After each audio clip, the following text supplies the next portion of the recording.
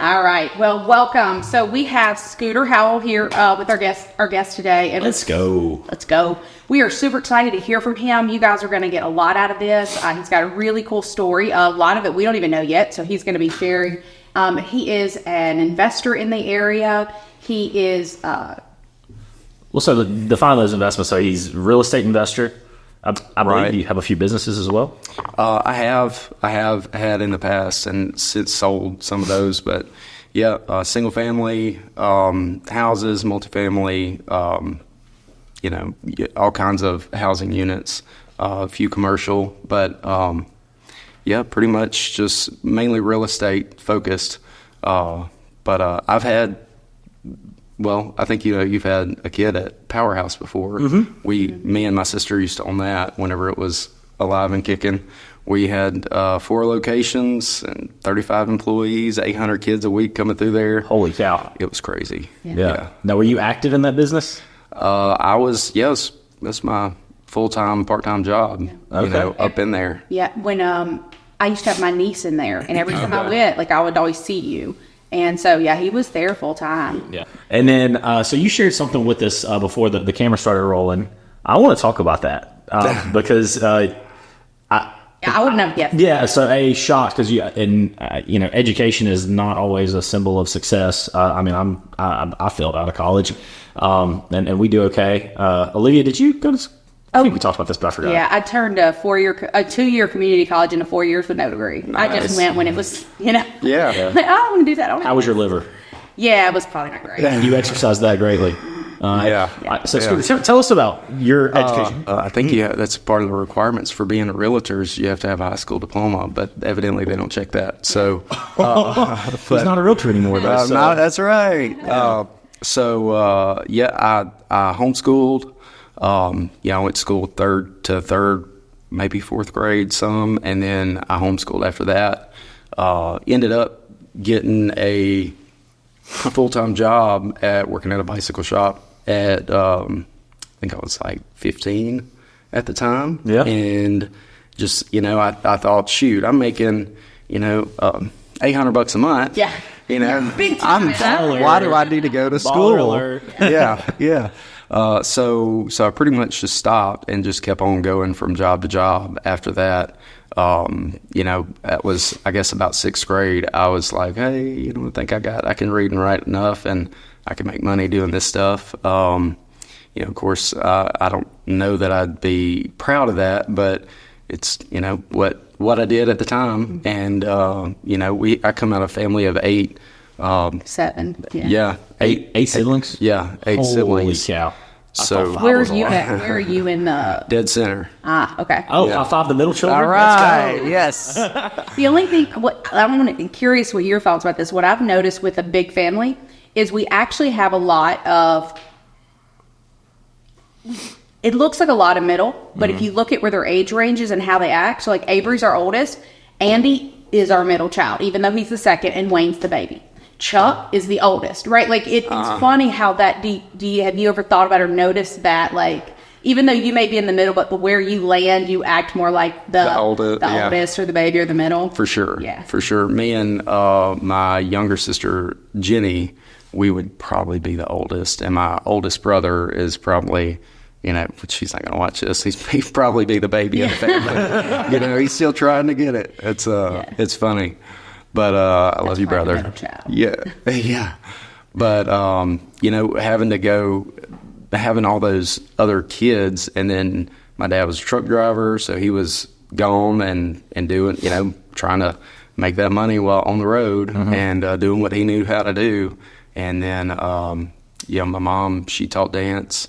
But after, I guess I was, in elementary school, she quit that to homeschool me and a couple other kids in the house. So, it was, you kind of get lost. So I think that was easy to just say, well, I'm just going to go to work. And everybody's like, all right, well, Scooter's got himself, and then, but. You weren't the squeaky wheel, so. Yeah.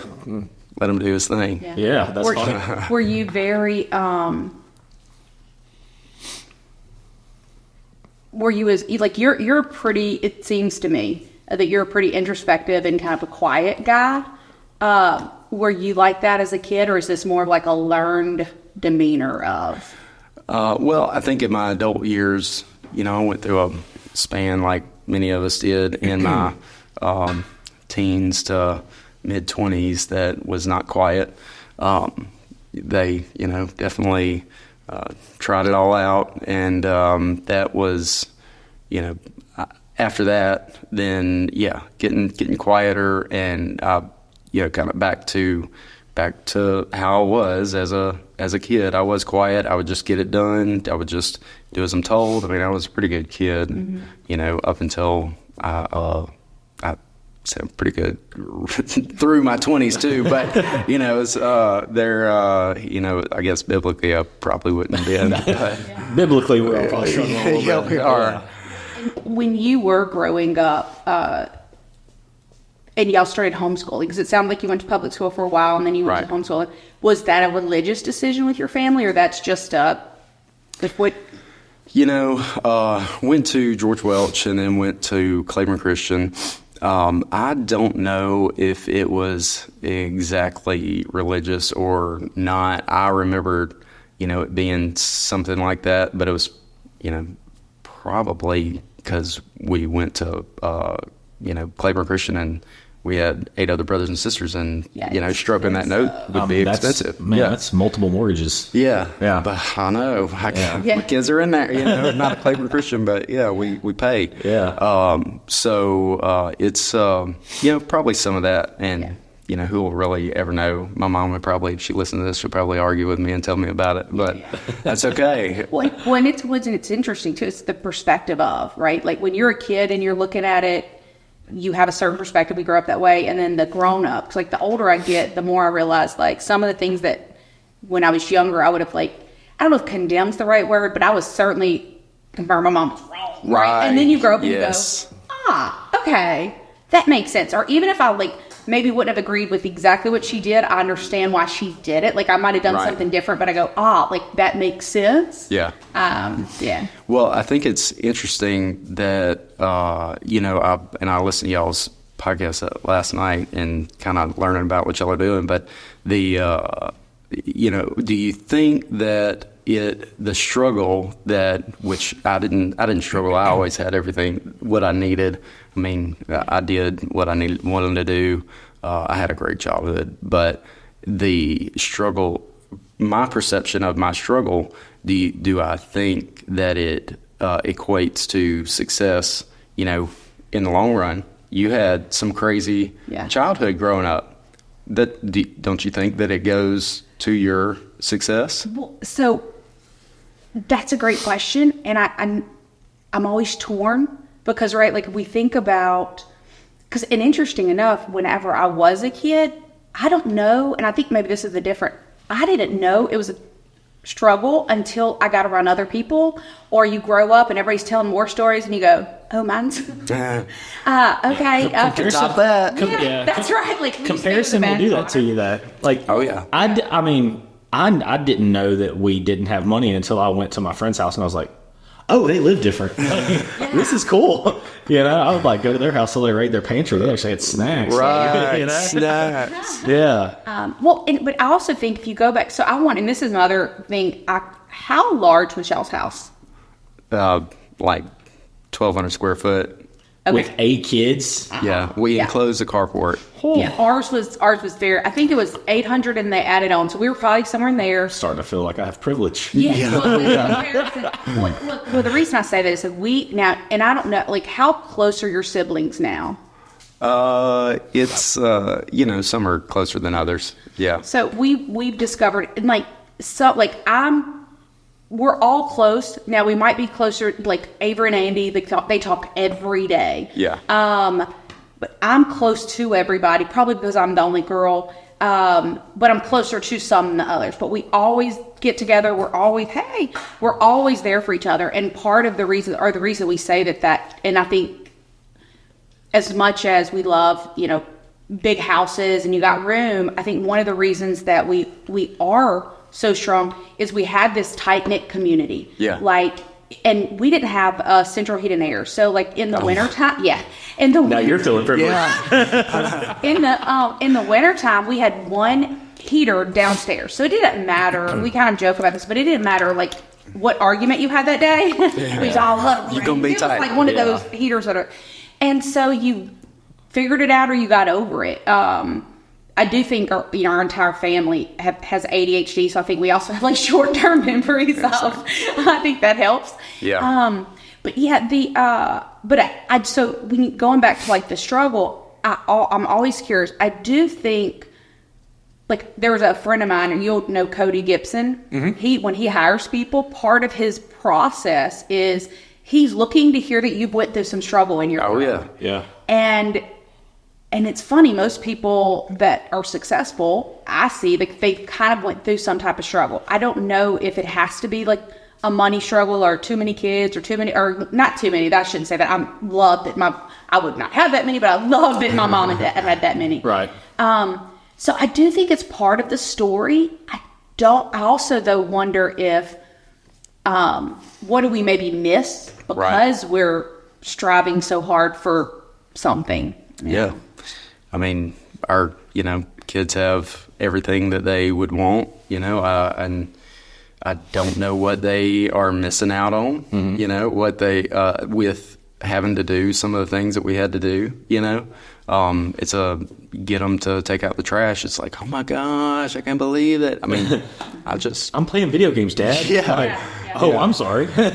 we don't have a game set right now. We haven't. I got 2 11-year-old boys, 9-year-old girl, and a 4-year-old girl. Okay, so tell me about this no video games thing. Man, it is the. So to be clear, I agree with it. I'm just curious about it. Yeah. All right. It's hard to. I mean, it just messes them up. I mean, they get on there and they are fully submerged in this, and then after that, they can't function right. Yeah. It's like they sit on there for a couple hours and they get out of it, and it's like who is this kid and why can't they figure out how to go get their shoes on? They're so messed up. They actually just got cell phones, and that's because they've been going places kind of without us. Mm-hmm. They're getting older, and we kind of want to be able to get in touch with them, with other people. That's the cell phone struggle was a struggle for us in Addison.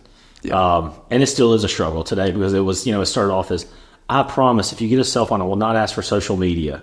Oh, yeah. 6 months later, kicking and screaming, why am I being left out? Right. I need social media. Now, dude, she's about to be a senior in high school and she still doesn't have social media. Wow. She has an account, but it's on her mom's side. Dang. Well, okay, yeah. But man, it's a struggle. Yeah. And I do think this is probably, she's going to be her senior year. Like next year, she's going to go to college. Yeah.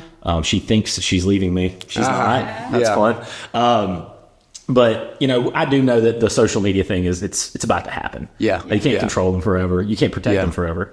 And that's right. And so we're just hoping that the time that we've given her and the lessons we've taught her lead to maturity and good action. Yeah. That's the thing. They're not mature enough to, like, put that stuff together. Oh, somebody doesn't like, my shirt. I mean, why wouldn't they like that? And normally in real life, nobody's just going to come out and tell you, but they'll type it on this thing that you don't even know them.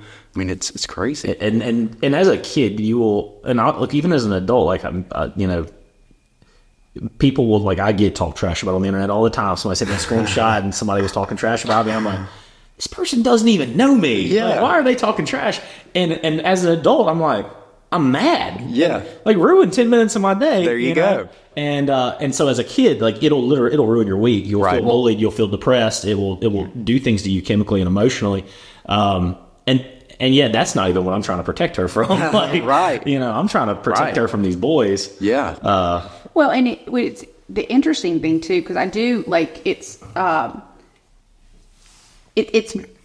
do you as a parent balance the act of, we want to protect them from these things, and they need to know how to navigate it, right? Because I'm with him. I agree. Like I can't imagine when you're going through something and you're, like, can you imagine like internet bullying? When we were a kid, we used to fist fight, but we didn't have, or I did. I don't unfortunately, but we. Oh no, I'm still that hood rat. Like somebody started trash, like, I'll come to your house. That's fine with me.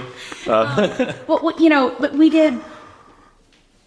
But it was like this person or that person. It wasn't like, and then it was 1,000 people that got on the train. Yeah, you know?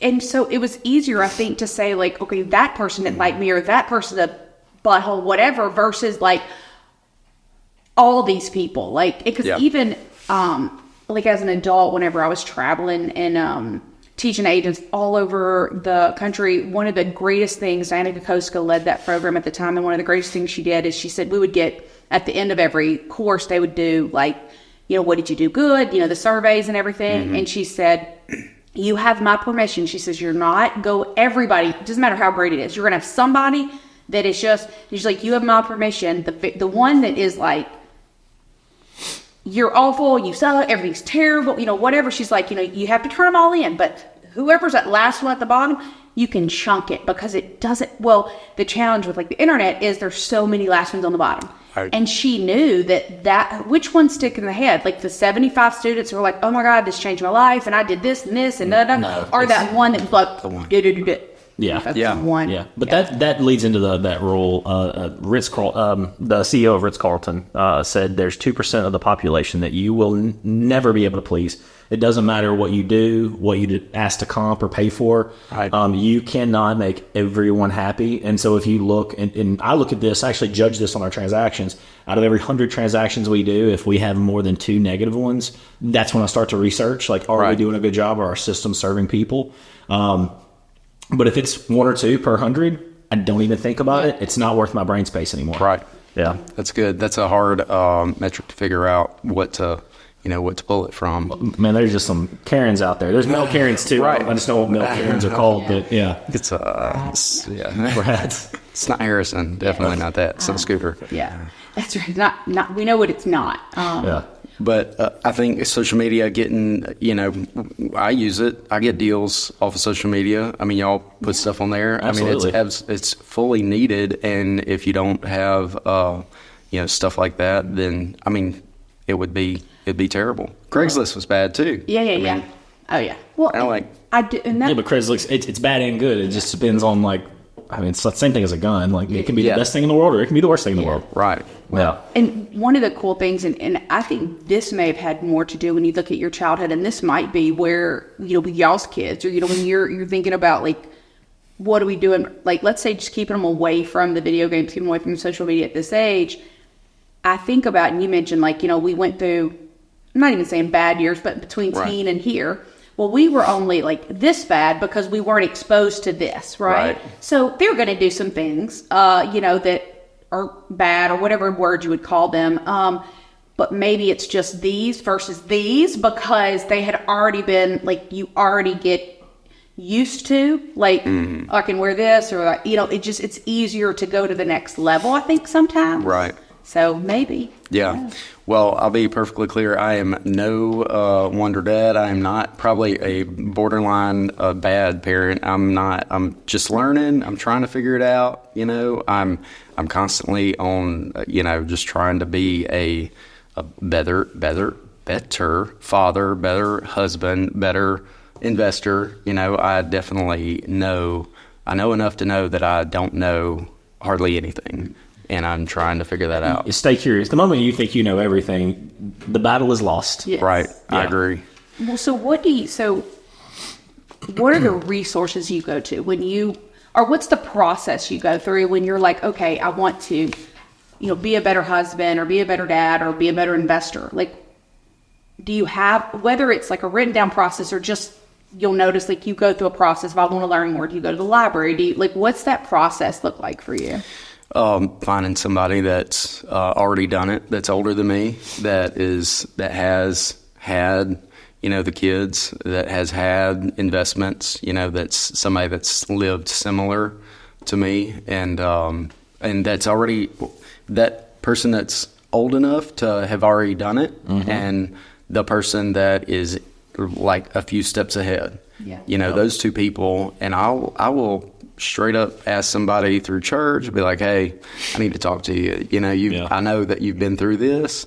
I need to talk to you. I know some other investors that I reach out to, and I'm like, hey, no, you've done this. I got a problem. I really need to, some help. And, picking somebody, you can't get them too old because they'll just, tell you that love's the answer and something way big. Like I need something relevant for this generation and, the technology times and the political climate and the financial climate. God knows that's different. Yes. But that's a bold law. Others have gone before us. And so you find people who have done things and you go, hey, let me pick your brain because you are where I want to be in some area of your life. Yeah. Or you've gotten through it. Yeah.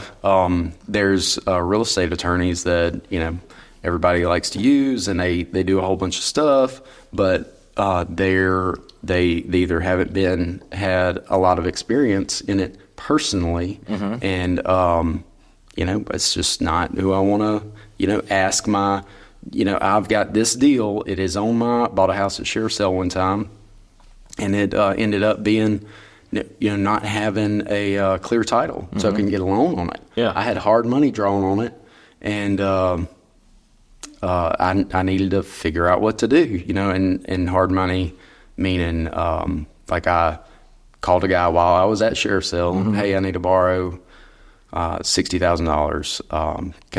I'm about to buy this house. Is that cool? I'll pay you. I think it was like $5,000 in a month. Because I knew I could refinance it, get his money back, and I'll be good.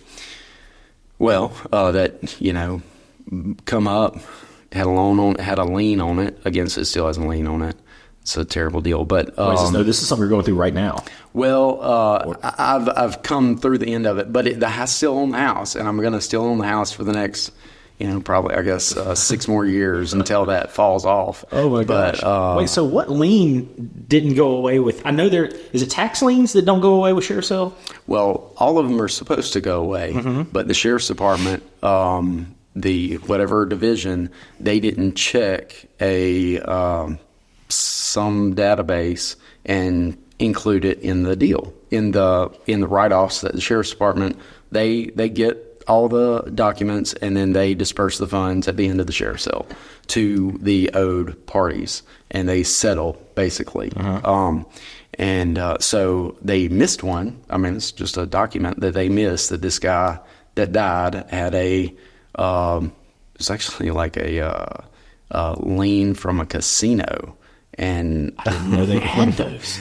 Evidently, this guy borrowed money from him and didn't pay him, and then he died. It was a mafia lien, I guess, but it stuck, and it's still there. But it was from Mississippi, and they filed it somewhere else. Anyway, just weird. Yeah, one happened. The thing of it was, I had this guy's $60,000, and I told him I was going to give it back in 60 days or 30 days. It was one of the two.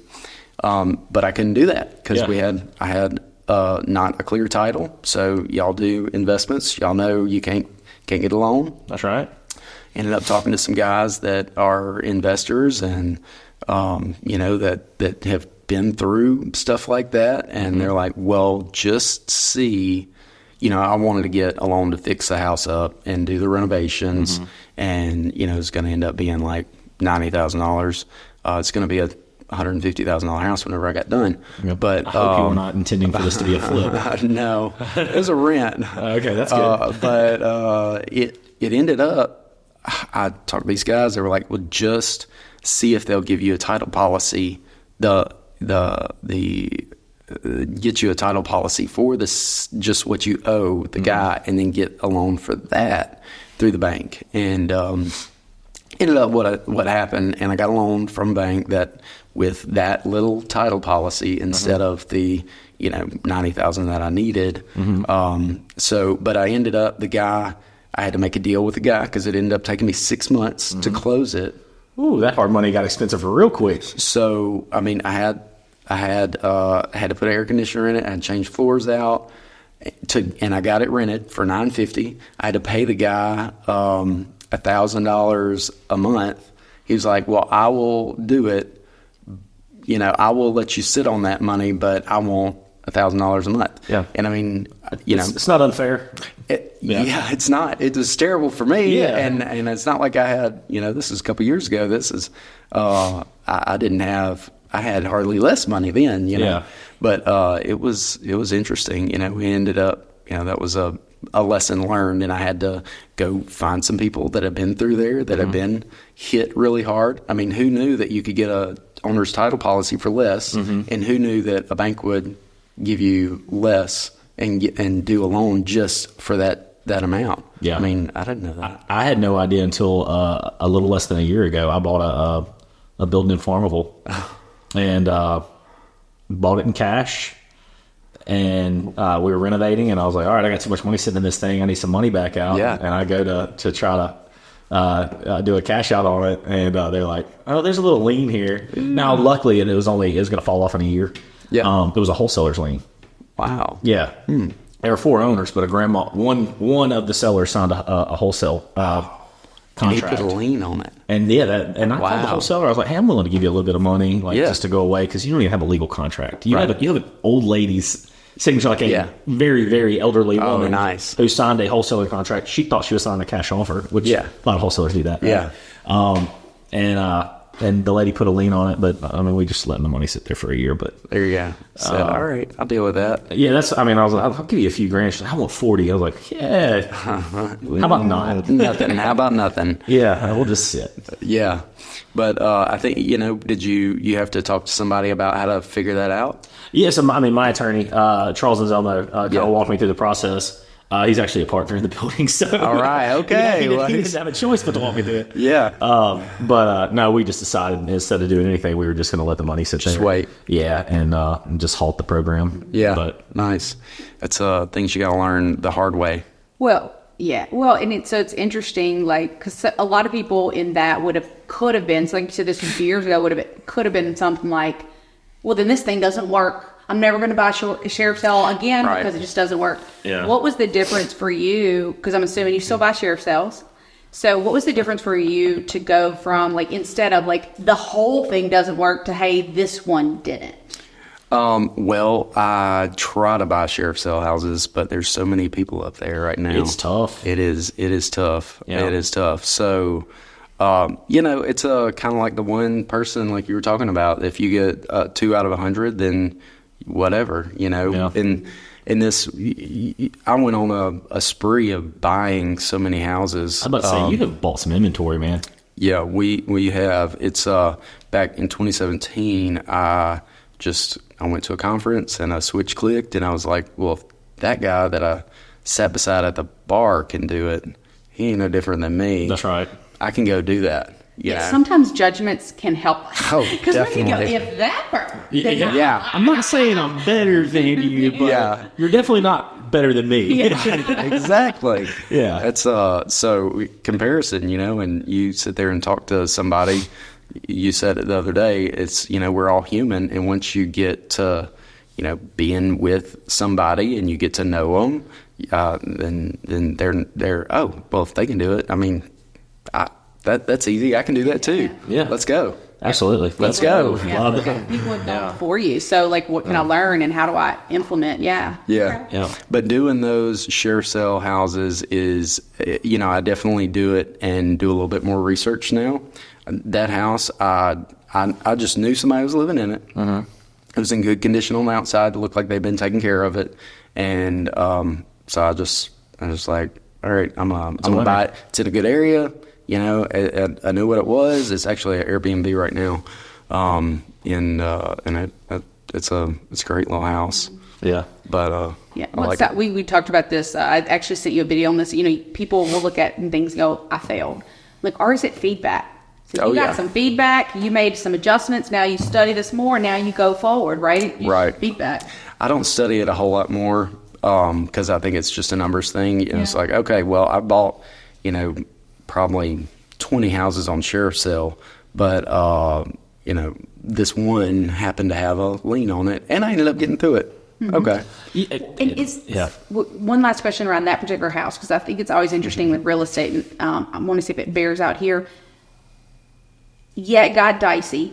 Is the house worth more now? Like, are you still kind of happy that you went through that one, or is it? Shouldn't say happy. That's the wrong way. Did it end up, or can you own it long enough that it will be profitable?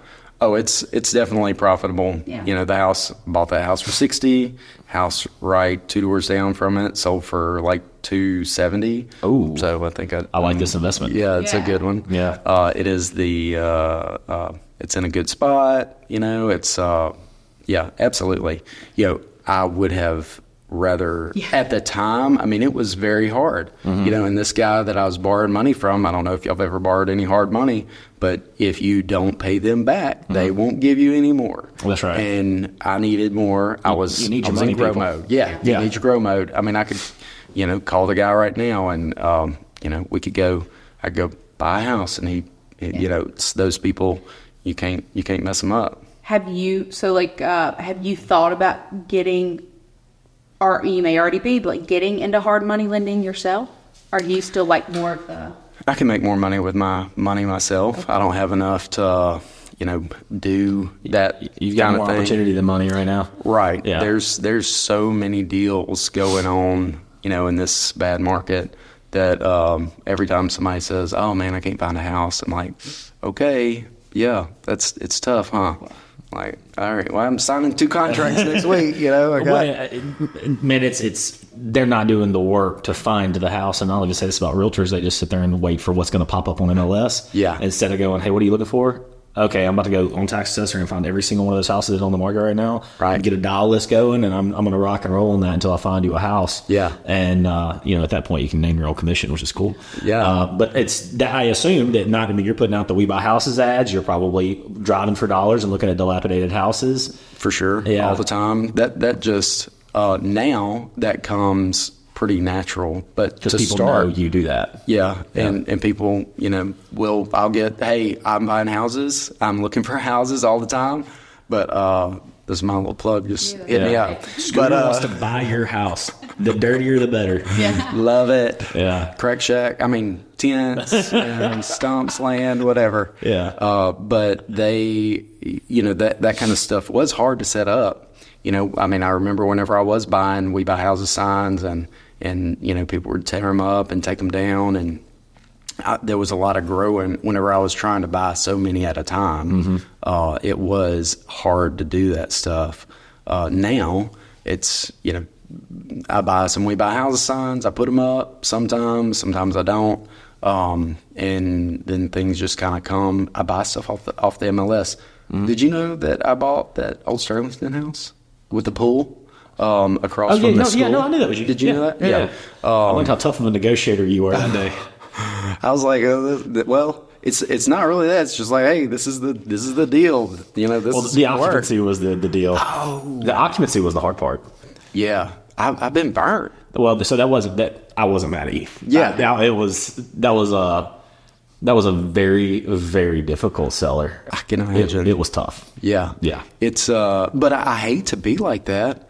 But I mean, You live in iron. yeah, You know, I thought about you the other day. So I have a flip house that I'm selling right now. It went under contract yesterday. Nice. And they kept we made an agreement, and then they sent me a counter that put something in their favor. And I said, okay, I'll do it. yeah. Made an agreement. They sent me another counter, and then put it back in their favor. And I just called them and said, I'm not doing this. Yeah. And I thought about Scooter, and I was like, now I get it. Like, people think I'm being a jerk, but like, I'm a business person. And so they were using one of the realtors on my team, had nothing to do with the sale. Like, it was one of their leads. They brought them to the house. They loved it. They put in an offer. Yeah. And so they were going to fire their realtor because I wouldn't sell them my house at this crazy term that their lender dreamed up for them. Their lender got in the way of the deal, is the problem. Yeah. And so they walked away. So immediately I get Only Homes leads and Zillow leads immediately. And people don't realize, like, I'm the number 1 buyer of leads in Northeast Louisiana. So Nice. if you're putting in leads, I'm going to get them. And so I see his buyer pop up on every lead channel we have. And so I call him and I go, hey, your buyer's shopping around without you right now. Yeah. So our call center calls them, just acting like we don't know anything. Yeah. And they're like, oh no, you're with that Lily cat. Like, we're not using anybody that's under his name. I'm like, well, what did Harrison do? Like, he wouldn't sell us his house. Like, You hate me because I wouldn't give you my house. Yeah. That's not cool. Yeah. But no, so That's anyway. 1%. There you go. Okay. Well, Can't no, make a deal. They loved the house. They called the realtor the next day and asked just to meet me in person. Yeah. So I went over there and met them. We made it. I just explained why that deal wasn't fair to me. Yeah. And I was like, I'm willing to help you out in any of these other ways, but I'm not willing to do that. Yeah. And then we ended up shaking hands and making a deal. There you go. Yeah. But communication is a huge thing. And Absolutely. have you, either one of you read the book? I think it's called either The Art of Negotiation or he's an FBI guy. Yeah. Never split the difference. Never Split the Difference. Yeah, that's the book that I was thinking about earlier. Mirroring. That's Yeah. Had y'all that's a both good one. read that book? Uh-huh. So I've never read it. So is that something I yeah, should you read? should. Oh, definitely. I'll add that to my Yeah. stack of Wish books I need to list. look at. Well, Yeah. Gerardo, what when you were sharing that, like they kept asking, he talks about nibbling. So if you're going to ask me something, like the only way, and it's interesting because it plays out, like the only way that it makes it stop is even if I'm going to agree to that, I got to ask something back. Or people just keep, like you don't realize, kids. Yeah. And so it's funny, any relationship, kids, the real estate, it doesn't matter. It's funny how it's just like people, and you're like, so you got to nibble back or that's the only way you make it stop. That's right. Yeah. It's good though. You can do it back, and you can use it to your favor, and you can, hey, can y'all close? People every closing gets pushed back. Yeah. Oh, yeah. And they're like, well, hey, this date doesn't work for us. Can you do it this day? It's always later. It's never before. Yeah. I'm like, And well, you've already hey, got crews lined up. Like, yeah. yeah. I'm like, well, can you do it before? Or for sellers? We just sold that house the other day, and that was one of the things. And I had a partner in this deal, Lamont Woods. He's another investor. He's a good dude. But we had this deal, and he was kind of negotiating with he was working with the realtor. I just didn't have any part in it. And so we were bouncing this back, and I'm like, don't take a later date. Say, no, we can't do it that day. We have to let's do it before. Oh, they're going out of town, so they can't do it. Well, let's do it before. Yeah. There's no sense in us waiting. Yeah. Well, time is the biggest killer of all deals. So absolutely. if you're a seller out there, don't push your date back. Close and negotiate something. And if you're an investor, your mortgage is not per month; it's per day. That's and right. so every day you need to calculate, look at your AMP schedule, and go, well, I'm losing $50 a day, so I'm gonna need $200 because now I need money on my money. Right. Right. We're paying for it. Yeah. And it's just they're just asking for something. They wanted to move in early, and I was You hate like, that. absolutely not. I don't like that either. I'll let you move into a garage, but I don't want you taking occupancy of a house. Yeah. Something I've learned, and it's 90+% of the time, there's pre or post occupancy, something breaks, and then it could be a $10 item. It's an annoyance, not a cost, right? Right. And they will go, well, I'm not signing unless you fix this. Like, no, we did a final walkthrough. You had your right to inspection. We fixed everything. You did a final walkthrough, and we signed an as-is clause before you moved into my house for free. And then they still go, Yeah. I'm not signing unless you fix this. Like, get the out. Yeah. It's that's the same thing with them keeping their stuff in there, which was the deal on that house. Yeah. And it's just they take advantage, and then they sit. I've had people we sign, and they're still like, oh well we're about to start moving out, and that's the one that burned me. And I was like, So now you're paying for a house you can't touch, and you have to get an eviction. yeah. Actually, my wife's going through that right now with a house she bought. Her and her mom bought a rental property together, and this guy, they bought it, and this guy was like, oh, yeah, well, just evict me. I was like, okay. They ended up getting it, but still going to take them a month and a half to get it done. And the headache, and then you feel bad, because this is always interesting. It's kind of like if you have to let somebody go, or if you have to evict somebody, even if you're in the right, you were going to have some emotional. Oh, sure. And then you're like, well, and then they're going to tell somebody who tells you're somebody that tells somebody, and then now you're a bad guy, and you're like, no, you don't know the whole thing.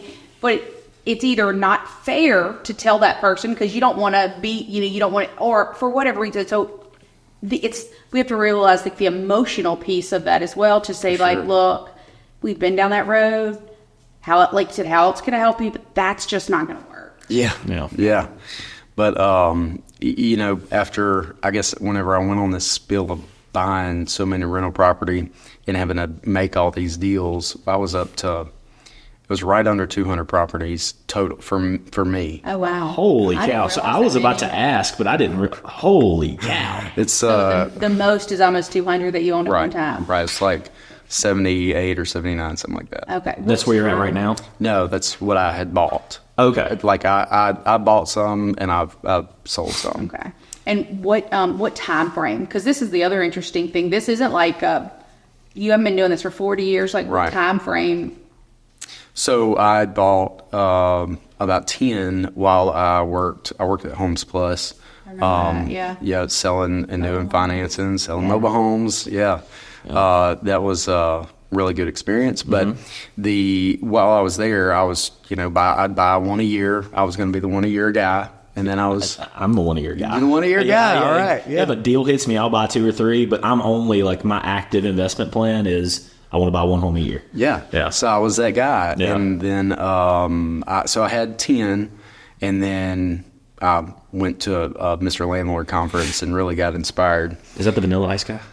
Mr. Landlord, Vanilla Ice, he's really tall, black guy, super nice. Oh no, No, not Vanilla Vanilla Ice is Ice. white. He's talking about the actual Vanilla Ice. No, does Vanilla what? Ice is an investor, yes. and he does conferences and seminars and stuff. Yeah. So I didn't know who Mr. Landlord was. No, Okay. MrLandlord.com. He's it's a good resource. Yeah, so for you investors out there, because that's the other thing, and from maybe this is selfish, but from a real estate perspective, it's always interesting. Like, you have true investors, and then you have people that go to a conference that maybe not be legit, and they say stuff that you're like, yeah, that doesn't really work. And now you have to I'll become the bad guy, because I'm like, I get that they told you at the conference, but they make their money By selling you this Yeah. product, Yeah. not by. Yeah. So that's a good one. So if you're an investor and you're interested in that, go to start with Mr. Landlord. Mr. Landlord. Yeah. MrLandlord.com. That's a good legit one. Yeah.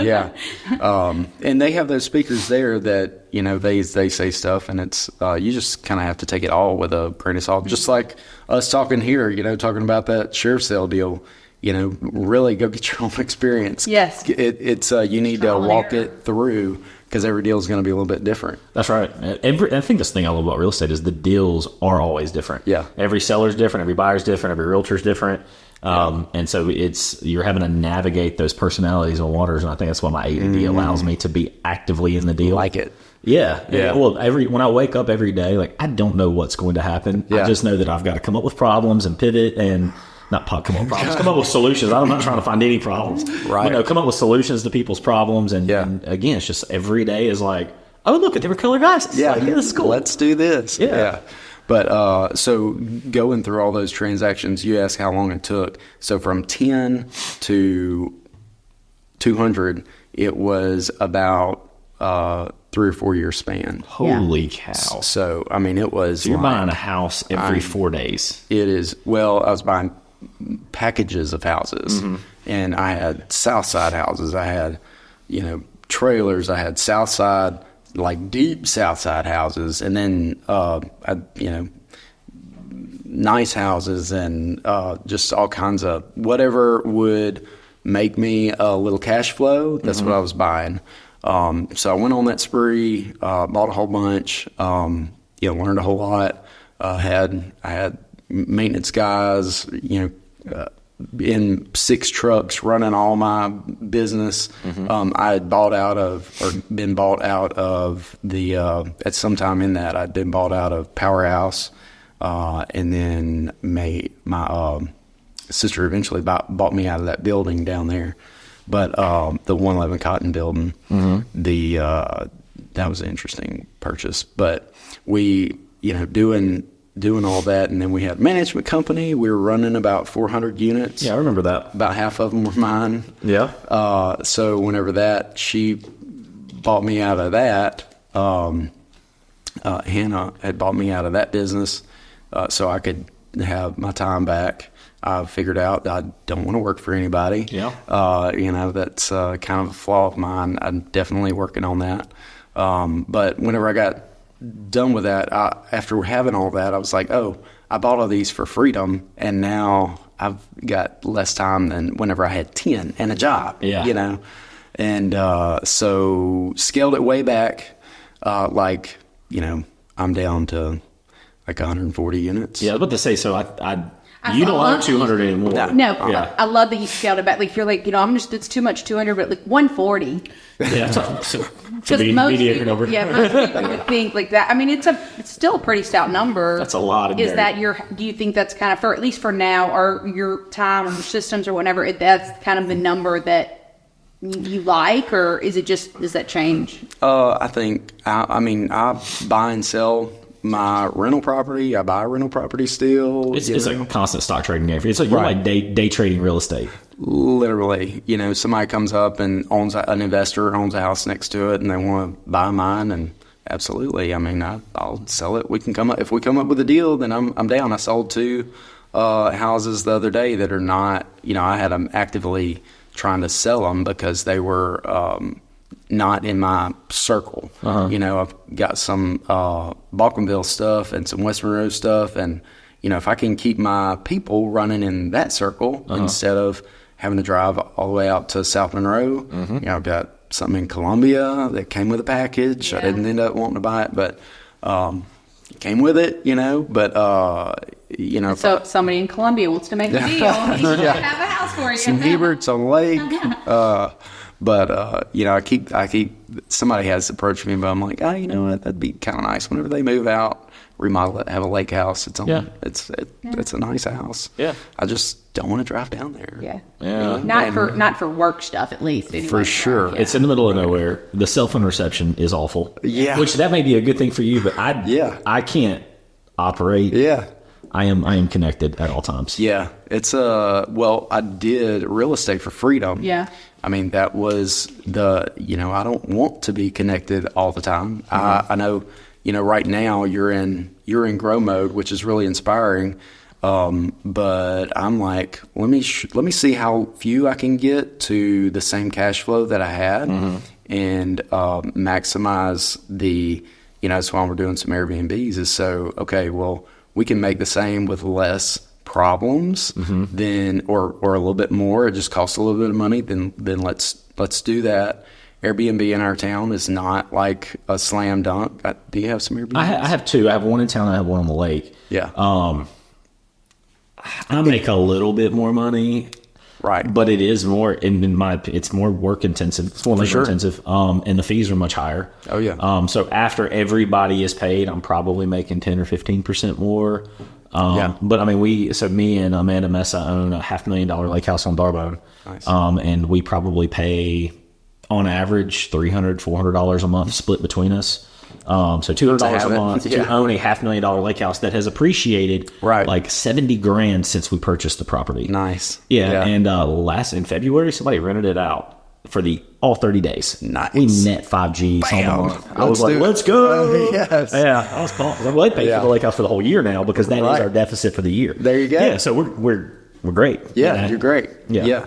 COVID could happen and Airbnb could say, hey, 2 clicks, everybody's refunded. We've got some beach property, and that's what happened. They, we have, and everybody books your condo in March and April for the summer. Well, when they basically went to lockdown and everybody shut down, so speaking of like VRBO and Airbnb and all those guys, they really put a hurt on us because they literally refunded our entire summer of bookings to the people. And those notes aren't small over there. Oh no. Yeah, that beach house note is probably pretty large. It's more than I want to pay out of my pocket. Yeah. Any note that is not cash flowing is out. Yeah, to be fair, I don't want to pay for anything. Yeah, exactly. I wake up to like an additional $3,000 in my checking account every month for my investments. So I'm like, oh, that's great. Yeah. But if that turned around and it was a $3,000 bill, I'd be like, well, I don't really want to do this anymore. Yeah.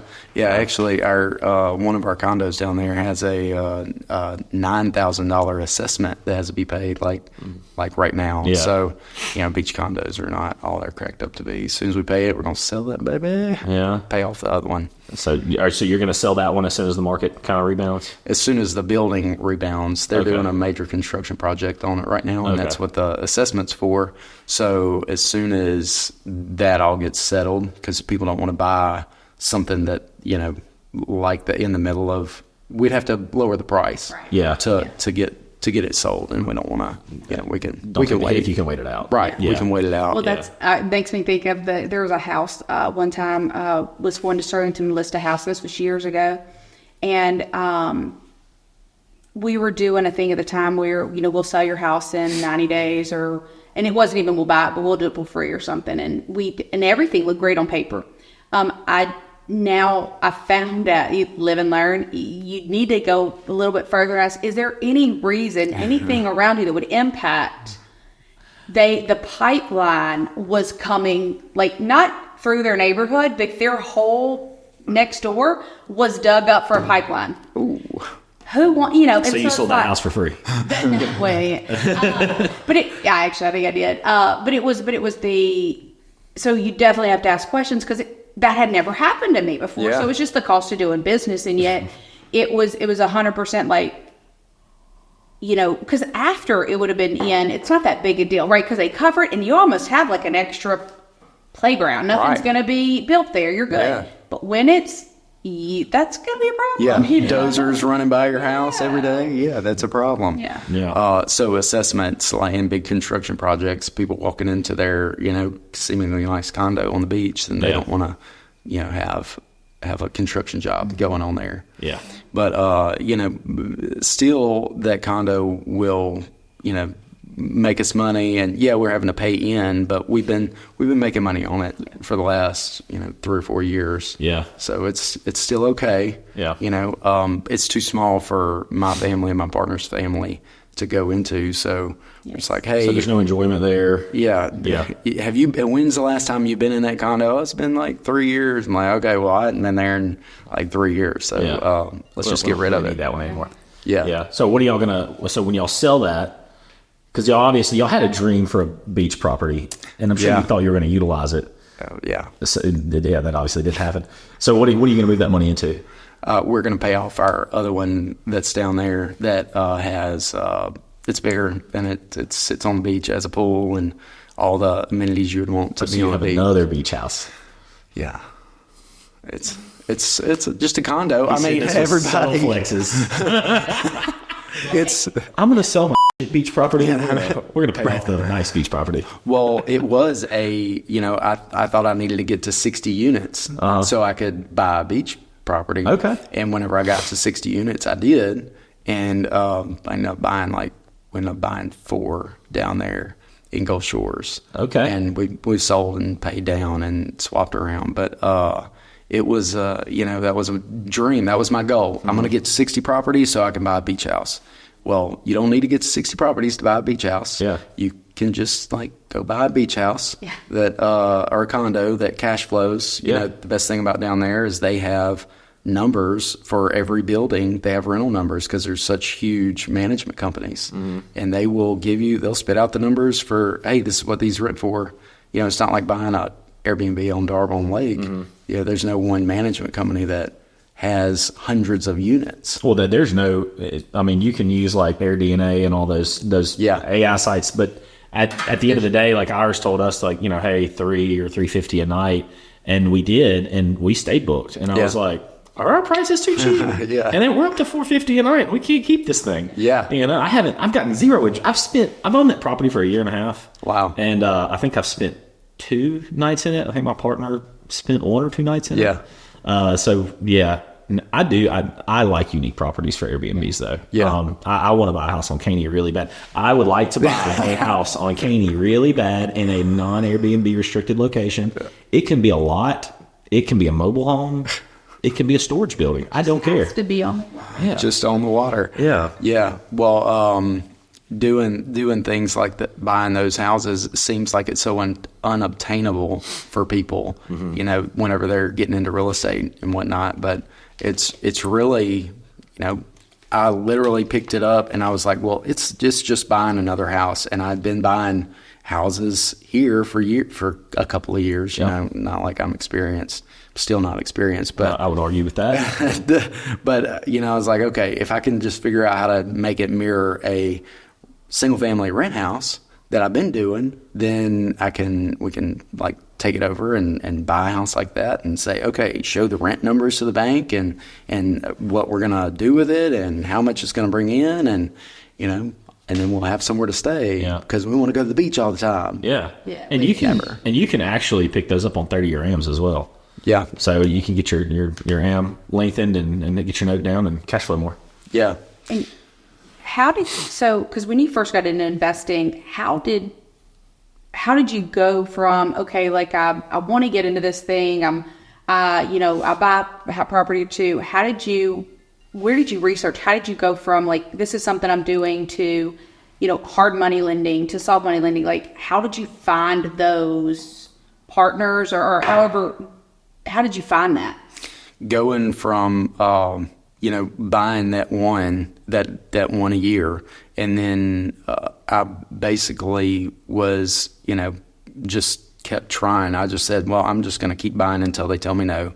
And I would, instead of doing it slow, I would go and do it again and do it. Okay, I found this deal. It numbers out right, send it to the bank. Okay, found this deal, numbers out right, send it to the bank. And just started, really putting in action on doing that. I had a guy yesterday calling me. He was like, well, how do you get into buying investment property? I was like, well, you bought a house before, right? Yeah. Okay, well, go find something you think is an investment and go put an offer on it. Yeah. It's really not that hard. And if you'll go pick a banker, I don't know who you bank with. I'm using Jeremy Harrell at Guarantee. Jeremy's the man. Yeah, I love Jeremy. I am doing some stuff now with Quentin Durr at Origin. He's really rolling out the red carpet for me on some really cool stuff right now. And you need, I think it's healthy to have 1 to 3. Oh yeah. Because you do want to, you want to look at interest rates and terms and, once you get a more developed portfolio, you can start, negotiating your AM schedule. Right. You can kind of compare deals and say, hey, can you get a little bit better on this one for me? Yeah. But the relationship banking is a big deal, and it's not scary, and it's almost the Wild West. Like, hey, I kind of had this idea for this. Like, can you make this happen? Like, let me go talk to the board, see what they'll do. Yeah. But if you have a strong and balanced portfolio, like if you have a bunch of grade F stuff and you're a new investor, no, they're not going to take a lot of chances on you. But if you have a good balanced portfolio, you got some grade F, but you also have some grade A, grade B. They see that you're paying your notes. They see your deposits, that you're not late. Right. They'll really roll out the red carpet for you and get creative to get you in a deal. It's track record. That's what I tell everybody. It's, they might not give you what they're going to give me, but I've been doing it for 20 years. That's right. I bought my second house when I was 21. And, after that, I just kept going. And, but they will, if you have a good enough track record, you're, like you said, deposits, you've had a job, you finish projects and finish school, but neither did y'all, so that's all right.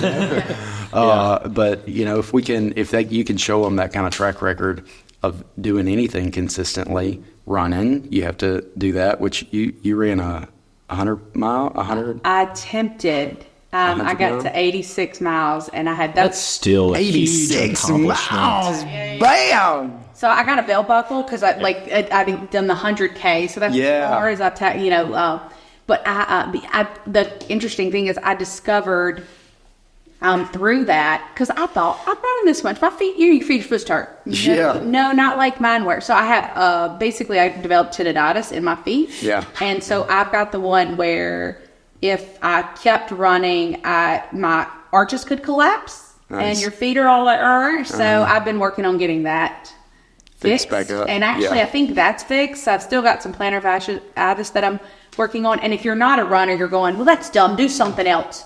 I'm like, you ran here today and everything. Yeah, I thought that was so funny. I was like, oh, look, somebody's running. And then you looked up at me and pointed at me in the window. I was like, oh, that's Scooter. He ran to the appointment. Yeah. Well, that's like, Did you run from home?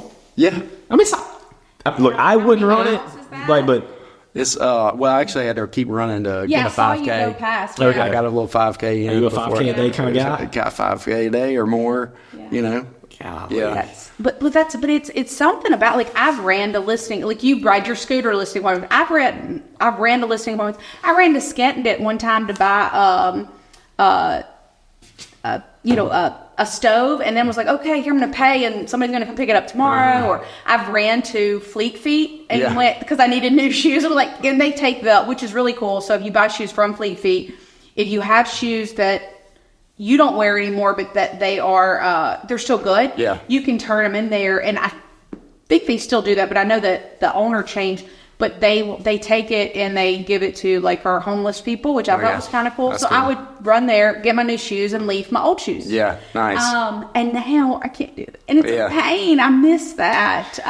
Well, I think having, I had my wife left early this morning to go garage sale shopping in Fruition's Bend. So she's looking for a deal on something, but the way of life. Yeah. Whenever you have Airbnbs, I mean, we just it's expensive to get those things furnished, and so if you're not out collecting furniture to get deals, like you can drop 30-40 grand real quick if you have to go to stores and get new stuff.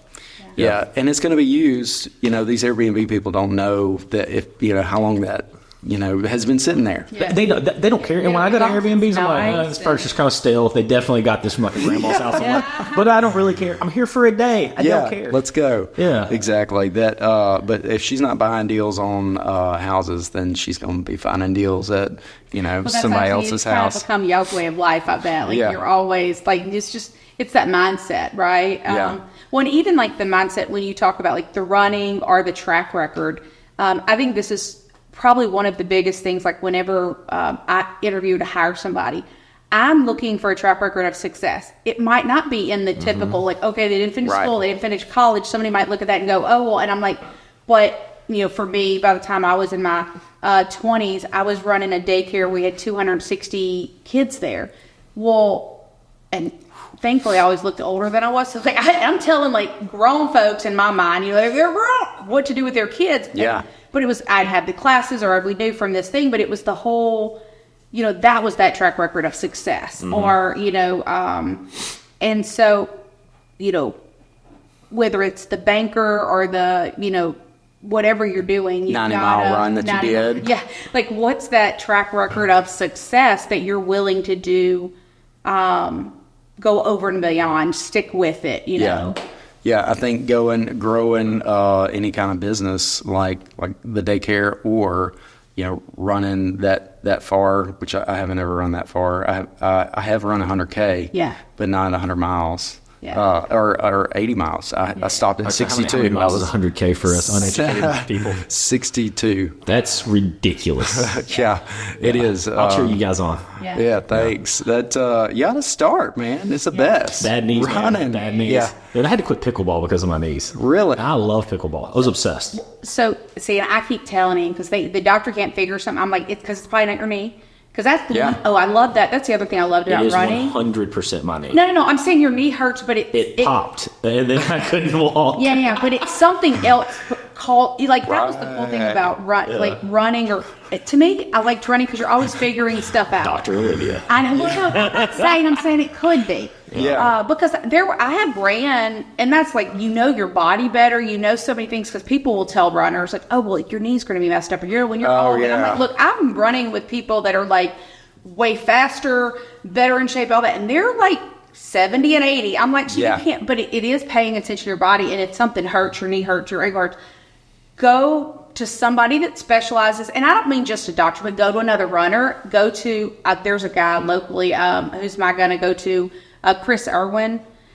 He does like fascia release stuff. So like I would go to him and be like, hey, my ankle hurts. And he'd be like, and he'd fix something like in my hip. Or like one time I actually thought my knees were bad. It felt like they were pulling out of their sockets. My IT band, he did some voodoo and just totally do this stretch. And it's good. It's probably that. It's probably it. Yeah, probably fascia release. Yeah, or your IT, just go get the little whoop, and then you're done. But I'm just saying, like, you don't know. You need to figure it out, period. I have paid for 2 MRIs, so I have, like every other entrepreneur, like, I have major medical, so, like, these little things aren't covered. So, I mean, I've dropped $4,000 on MRIs in the last 8 months. Dang. And they're like, no, that your ACL is in place. And I was like, then why does my knee like to fall out of place? Yeah, like that happened. I was doing, I can't do front squats anymore. So I was still doing squats in the gym. And you go to the gym? What gym do you go to? Infit. Okay. Yeah, I've been going for, I guess, about 7 or 8 months consistently. Nice. So I've lost 60 pounds now.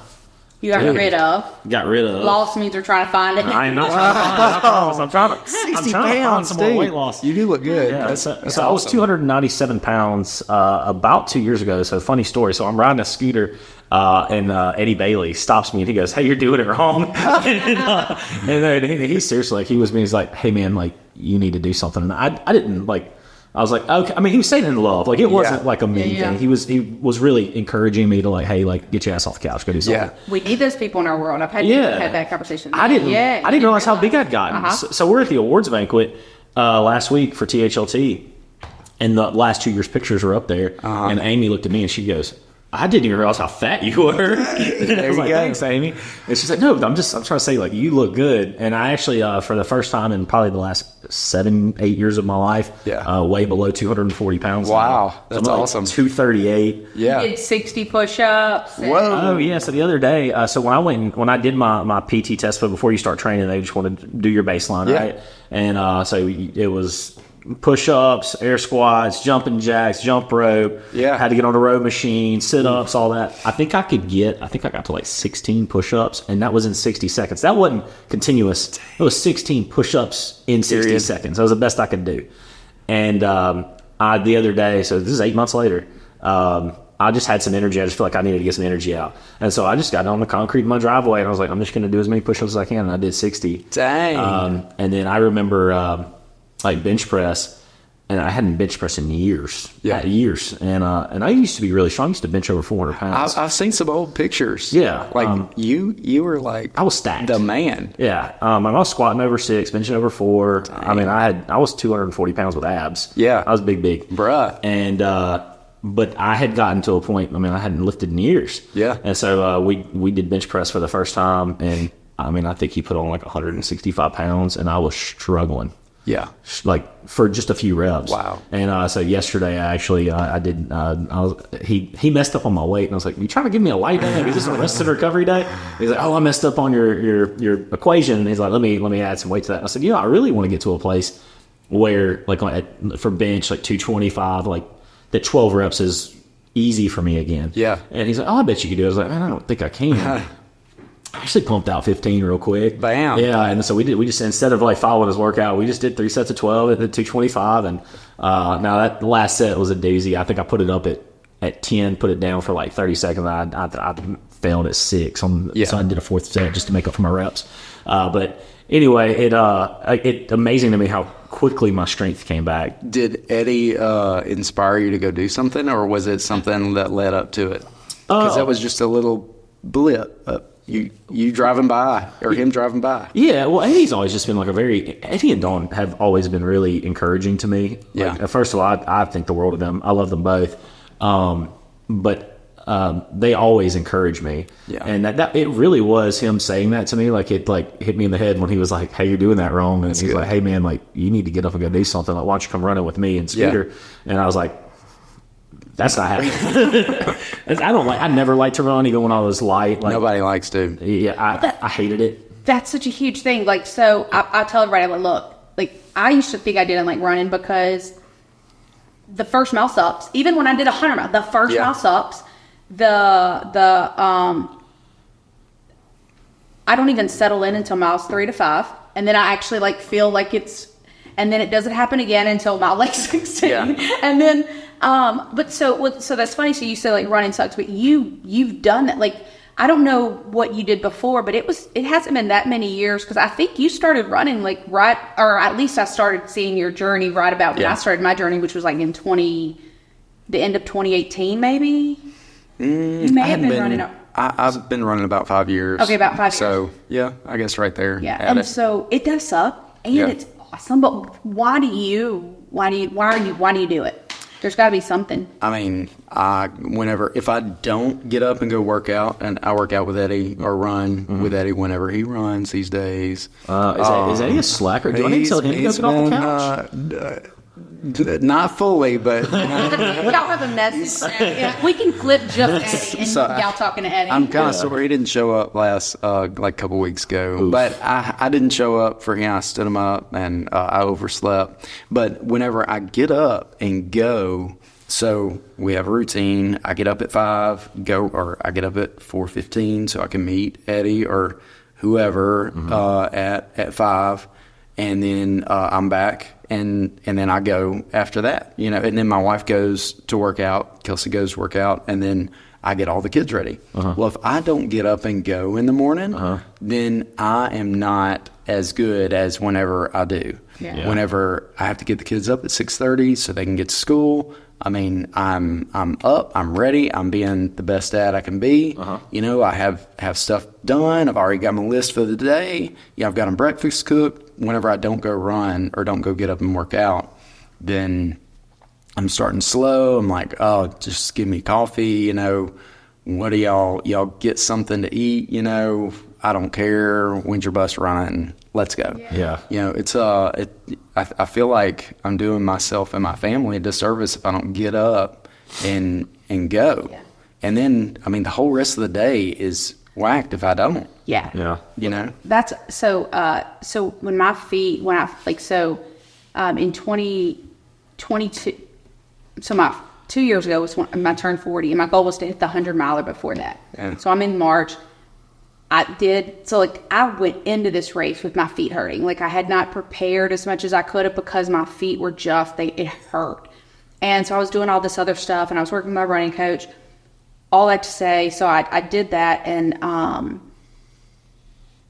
it took me a while to realize it, but which I could have done other stuff. So in every, you know, the way my brain works, I'm kind of an all or nothing. Like I started running I started running at the end of 2018. 4 months later, I ran my first marathon.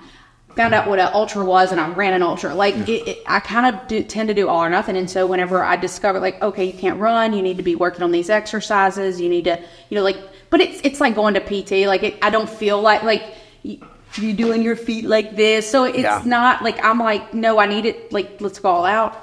And so it took me a while to realize, but without that exercise, I did go into a bit of depression. I didn't want to do stuff, but because you didn't, and I'm a big, like, I run in the evening or whatever, but it 100% impacted everything. And for so many years of not exercising, I didn't realize that that's what I was missing. Yeah. And yeah. I think, and you just feel better. I figured out doing that. I had to stop drinking so that I could be a better person there, and so I wouldn't have to feel that wine in the morning. Yeah. You know? I don't want to wake up feeling bad, and I want to wake up so I can go run, so I can be a better person. Yeah. Well, healthy mornings start with healthy evenings. Yeah. And that's probably my biggest struggle, because I enjoy drinking whiskey at night for bed. Yeah. And I've realized, like, why can't I get my morning routine where I want it? And it's because, like, the day before. Yeah, the night before haunts my mornings. Yeah. And not like we're in here like partying or anything, but like, dude, just 2 glasses of whiskey before bed, like, that it affects your sleep. It affects how you feel when you wake up. Yeah. Even if you're not hungover, like, your energy level is just not there. Right. So that's actually something I'm working on. It's the habits that we, get those things.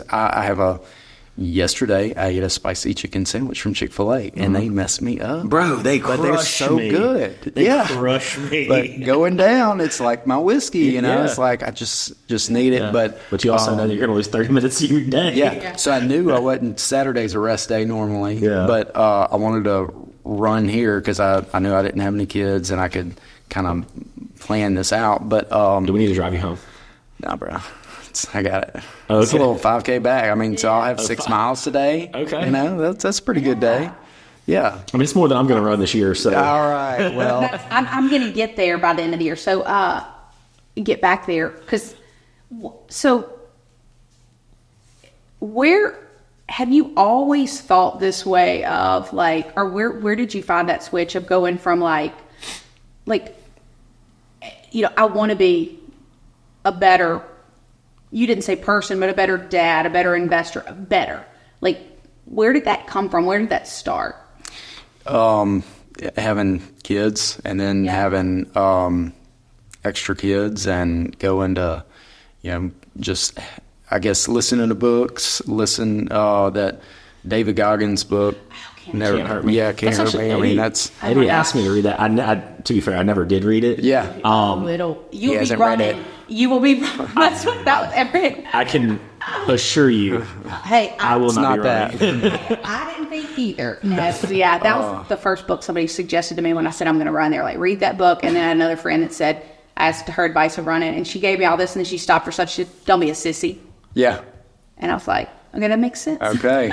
But seeing people do that are normal people, that are building something, and once you get to talk to them, those idols that I forgot how you said it. You idolize then demonize. idolize and demonize. I mean, I hold you up high. You built a really big business, and you too, you've got a really big business going, and y'all's, thinking about what y'all built. It's, that's awesome. It's great. And I hold y'all up high thinking about it, but y'all are just normal people, just like David Goggins. Yeah. Me and Eddie went and saw him.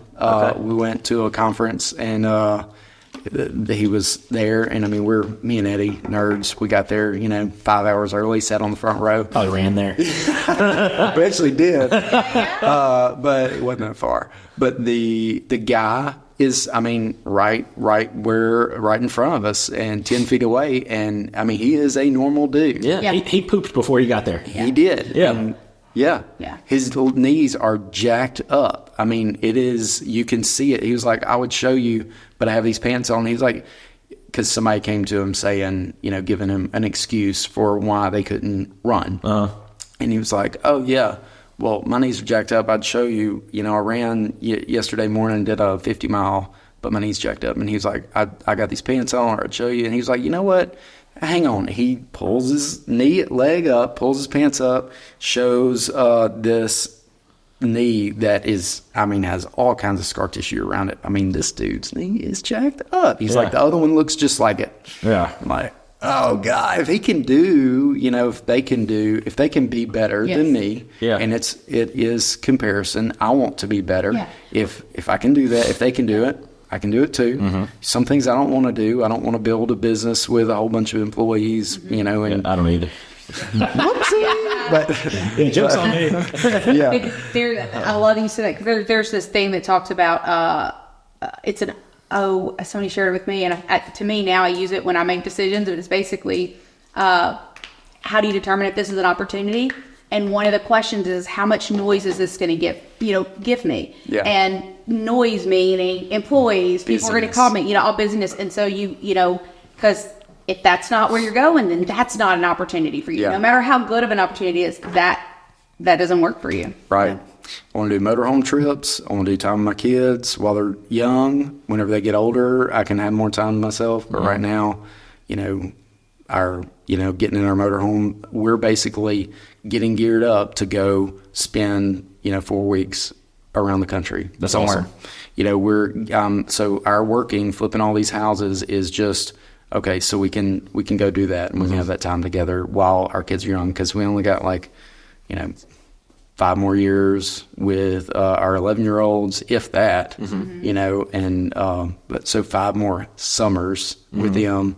You're on the end. You said senior, so she's almost gone. She don't want to deal with you. Yeah. Well, at least for a few years, right? Because from. Oh, she already doesn't want anything to do with this. And gets everything she wants. I can't bribe her anymore. Yeah. Well, and they'll come back, right? But there is a time period, right? She's gonna have to, because that credit card's gonna disappear. But from I don't know, 14 to 20 something, I only called my mom out of compulsion. Right. Or I only went home. I was living in Texas, and I would come home and I'd have dirty clothes in my car that I'd wash at her house, I remember her husband getting mad at me because I would go over there and not talk to him. And I was but I was reading, or I was whatever. That was before a lot of social media. And now, the only reason I live where I live is because I could put her beside me, So I think they'll come back, but they're 100%.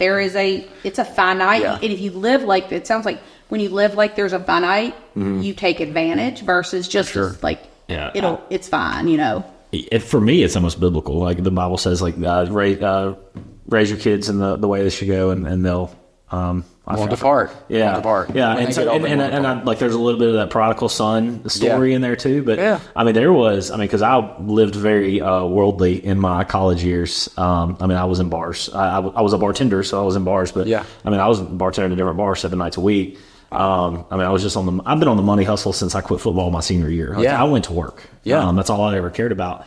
And but I was living a lifestyle that was opposite of what my parents raised me to biblical. live. Yeah, opposite. Not biblical. Yeah, not biblical for sure. Let's leave it at that. Yeah, and so I mean, there was years where I only talked to my parents a few times a year, like, "Hey, happy birthday, Merry Christmas." I may or may not show up. I think there was maybe a Christmas I didn't show up to. So sad. Yeah. But that being said, like that relationship is healed. Yeah. And like me and my dad are super close. Me and my mom are super close. My whole family is very close. Yeah. But like the kid comes back, like you teach Yeah. them the principles, and I thought my parents just didn't want me to have fun. Yeah. You know, or that they couldn't provide X for me or whatever. Right. And what I didn't realize is they were really trying to protect me for everything bad in the world. Yeah. And then so when you realize that and you go, oh, this is exactly what, like there were some things going on in my life and I made some really, really dumb decisions, and I'm sitting there in the bottom of my barrel and going, oh, they didn't hate me. They were trying to protect me from this. Ouch. And, you know, so having to call them and go, hey, I'm sorry. I love you guys. Like, I now see that you love me that damn much. I learned last night your dad was a preacher. Mm-hmm. Yeah. Really? Yeah. I'm sure that was fine. I mean, you know, it's interesting. Are you the It explains a lot about him now, right? That preacher's kid. Are you the kid that the guy, the Reels guy talks about Daddy's House church? Oh, God, dude, I love those reels. Yeah. I love those reels. Are you the that church kid that he what talks was about? the kid's name? Not Josiah. It's something. Yeah, some Elijah or Josiah. Yeah, it's a very biblical like For name. sure. He's like, he's smoking weed in the green room. No, I wasn't smoking weed. I was actually I was a really, really well behaved child up until about 18, 19. Gotcha. I was removed from the household. Yeah. I can remember specifically, like my mom called like a little meeting, and my dad had found out that like he thought I was working at a restaurant, but I wasn't coming home till 3. So smelling like booze. Yeah. You know, and they were like, hey, it's come to our attention that you're not working at a restaurant, you're working at a bar, you're bartending, like you're not going to live. We serve food. Yeah, we did serve food. Yeah. That's fair.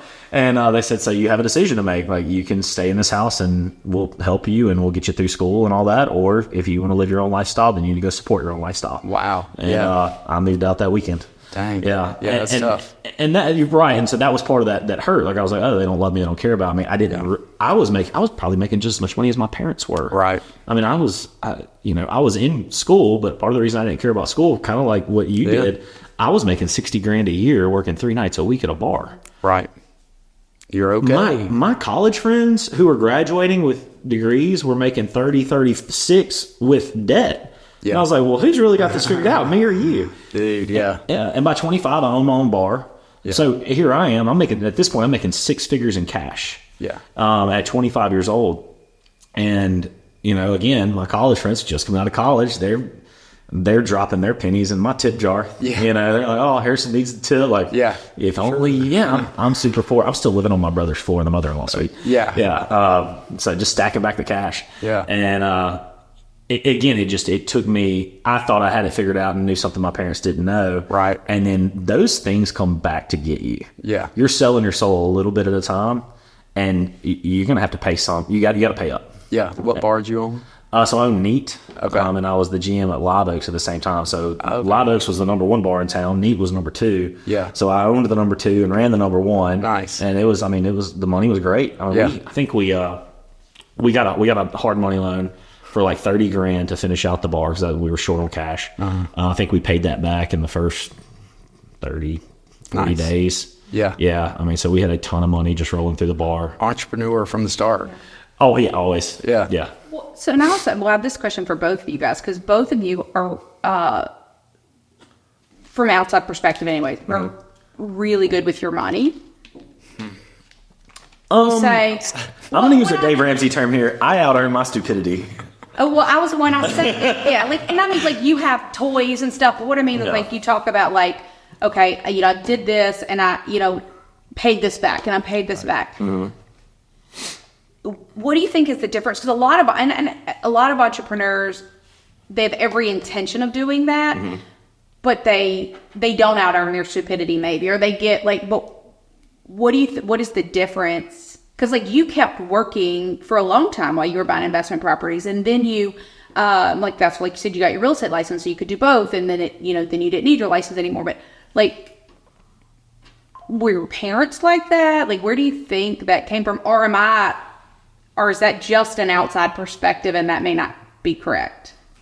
I mean, I think there's nobody to back me up if if I fail, so I have to go burn the boats and we're going this way. Love that saying. We have to get it done. There's nobody's got my back. There's not going to be anybody to pick me up. I don't know where the trust fund's not coming to rescue your bad decisions. No, Dad was a truck driver. He might have made $35,000 a year, if that, and we had 8 of us that sitting there. 8 kids, that don't stretch very far. Dude. Yeah. Soup was a really popular item at your house, wasn't it? It was chicken and rice. Dude, chicken and rice though?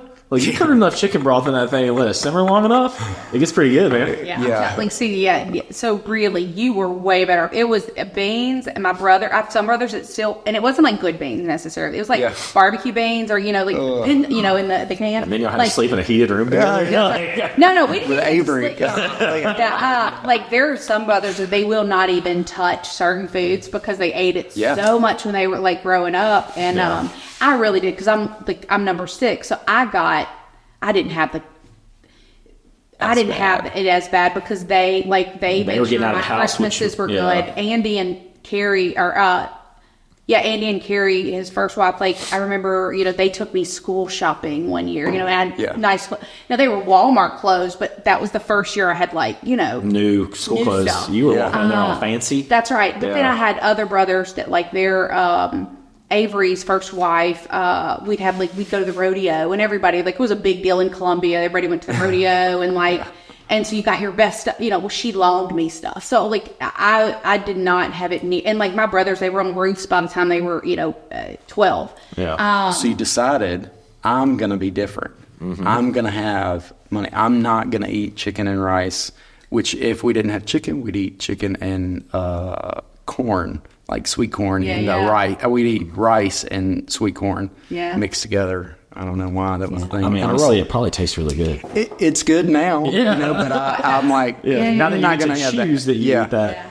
But now, I'm making an old family special with kids. It's when it's funny when you say that, because I guess that is the thing. And I'm still a little different than my brothers, because they were very much they worked, and I didn't have to get a job. Now I had a job in 8th grade, but it was strictly part-time, and I picked horse stalls and helped clean one of my teacher's houses, but very, very part-time.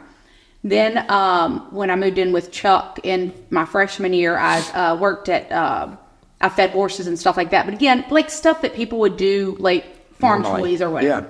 And then when I was 18, I got a job at the mall, and it wasn't until I went off to college that I ended up getting 2 and 3 jobs. And I remember, I think I shared this, but Chuck was like, thank God. And I said, what? And he was like, I thought you were going to be lazy. Oh, yeah. Yeah, I started working a job overnight at Walmart, and then I worked and had another job. And at the time, I was going to school, but I was like, and maybe it kind of goes back to the question you asked earlier, I don't think kids should have to be mature like my brothers were. Right. There's an appropriate time. But for me, when it was appropriate, in high school, I had a job enough to pay my insurance and pay, stuff like that. So buy my clothes. But when it was appropriate and I needed to I went to work. I've always had a job and multiple jobs, or so, but yeah, I think that is this is the other thing. So you talked about the cycles, and I know we're about to wrap, but I think about, and I wonder what did your grandfather do? Your grandparents? He had a air conditioner, heat and air business. Were your parents either one or the other? Were they did they grow up maybe better off financially than y'all did? No. Okay. I mean, they were not. They were Okay. They were broke. Probably. Okay. Which and the reason I asked. So you're breaking generational curses. Yeah. Oh man, yeah. It's definitely from we have to do that. Yeah. I think that's I don't know what book it was that I got that out of, but yeah, we're called to do that. Yeah. I love that. Going I've got we just adopted 2 kids, and I didn't know that. their parents, you think about what their parents are having to deal with, and we are the end, and we're the end of that, and hopefully the beginning for them to be entrepreneur, to be just to have a job and not do what their parents did and what their grandparents did and what their parents did. Yeah. We've had Jackson and Layla for 3 years. We just finalized their adoption this past. Congratulations, man. Thank you. It's huge. Yeah. Big fan. They in this past May, but so they've been with us for almost 4 years now. But anyway, that breaking those generational curses, and from my whole family before, it's not like they were all broke, which I'm not real familiar with my dad's side because he was from Texas, and we didn't see much of them. But we have to do better than them, so for our kids to do better. Yeah. And we have to pave the way without, just giving them everything. Yeah. I struggle with that portion, and it's like with Addison is I am so prone to give. Yeah. And now I've realized, like, have I created, and I don't want to call her a monster, that's not true. Right. But, Yeah. but I want to, like, if I just give her everything, then she'll work for nothing. Right. And she doesn't have the value of the things, the nice car she drives and the clothes she wears and things like that.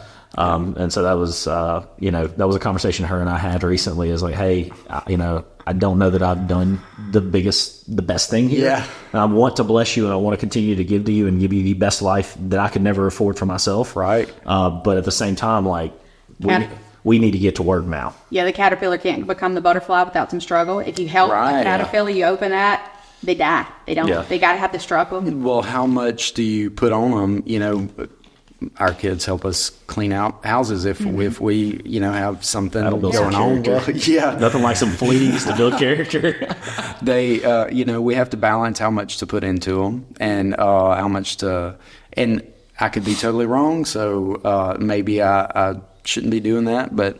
I want them to know that, we have to work. We have to do. I know I just look like I'm driving around talking on my phone all the time and talking to these guys working on this house.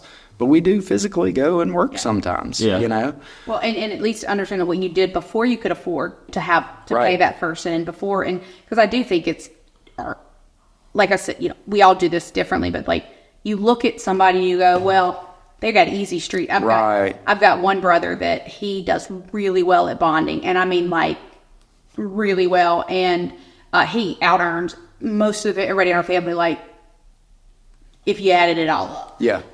And we give him a hard time all the time about, and he'll even say this, but I'm like, you're just driving around, you're not doing anything. I feel so judged right now. Because I feel like this is what I know. In fact, I know this is what my siblings say about me. Yeah. Yeah. One of my siblings said, he only works like 2 hours a day. And I was like, don't offend me. Yeah. I work while you're asleep. Well, the interesting thing is Andy probably only technically works there today. With that said, what people don't realize is for so many years, and to this day, if his phone rings at 3 a.m., he goes out and does it. Other people, they get to a certain level and they won't do that, or they'll.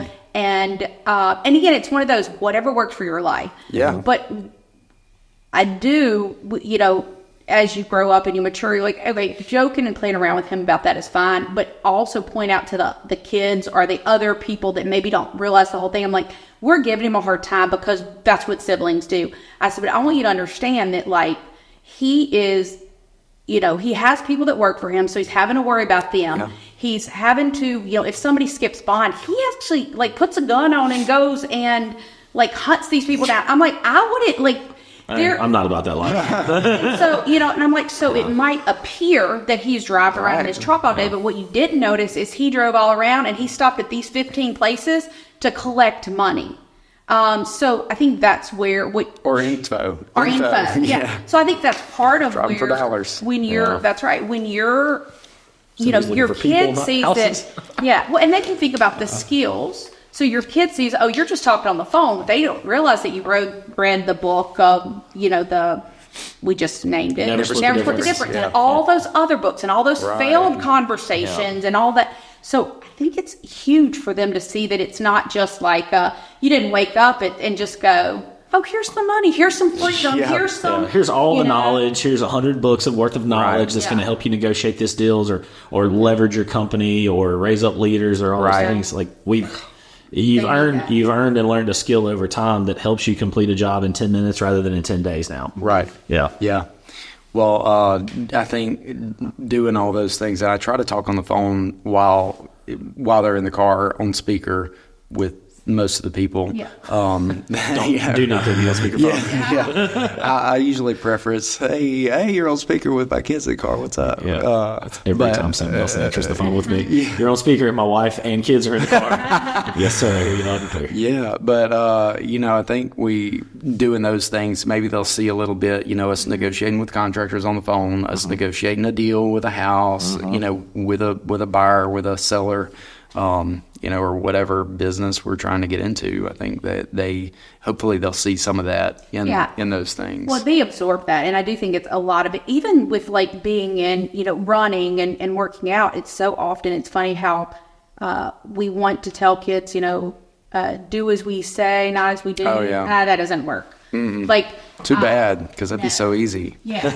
Man. That's, and yet, it just doesn't work that way. And so that's the cool thing. So from outside perspective, and that's the other scary thing with kids, you don't know if you're right until 20 years later. That's right. And it's not even just when they're 18. It's like how like you almost don't get to know until like maybe they're 40. Like I think about my mom. She raised, 7 kids, and we grew up in church. We all fell out, like I remember, my 20s.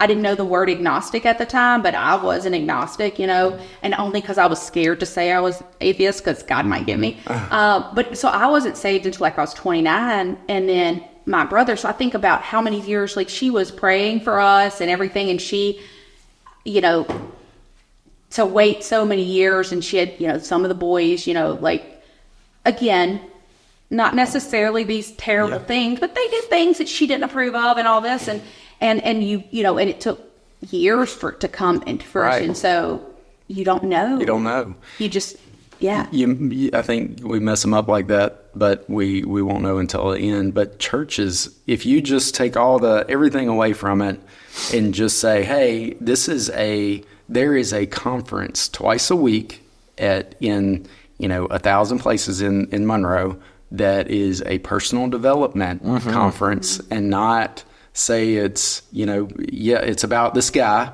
that, died on the cross for our sins, but it's a, just come and be personally developed. It's a conference that happens twice a week, and just come and see what that is, and take all the other stuff out of it. I've never thought about that, but that actually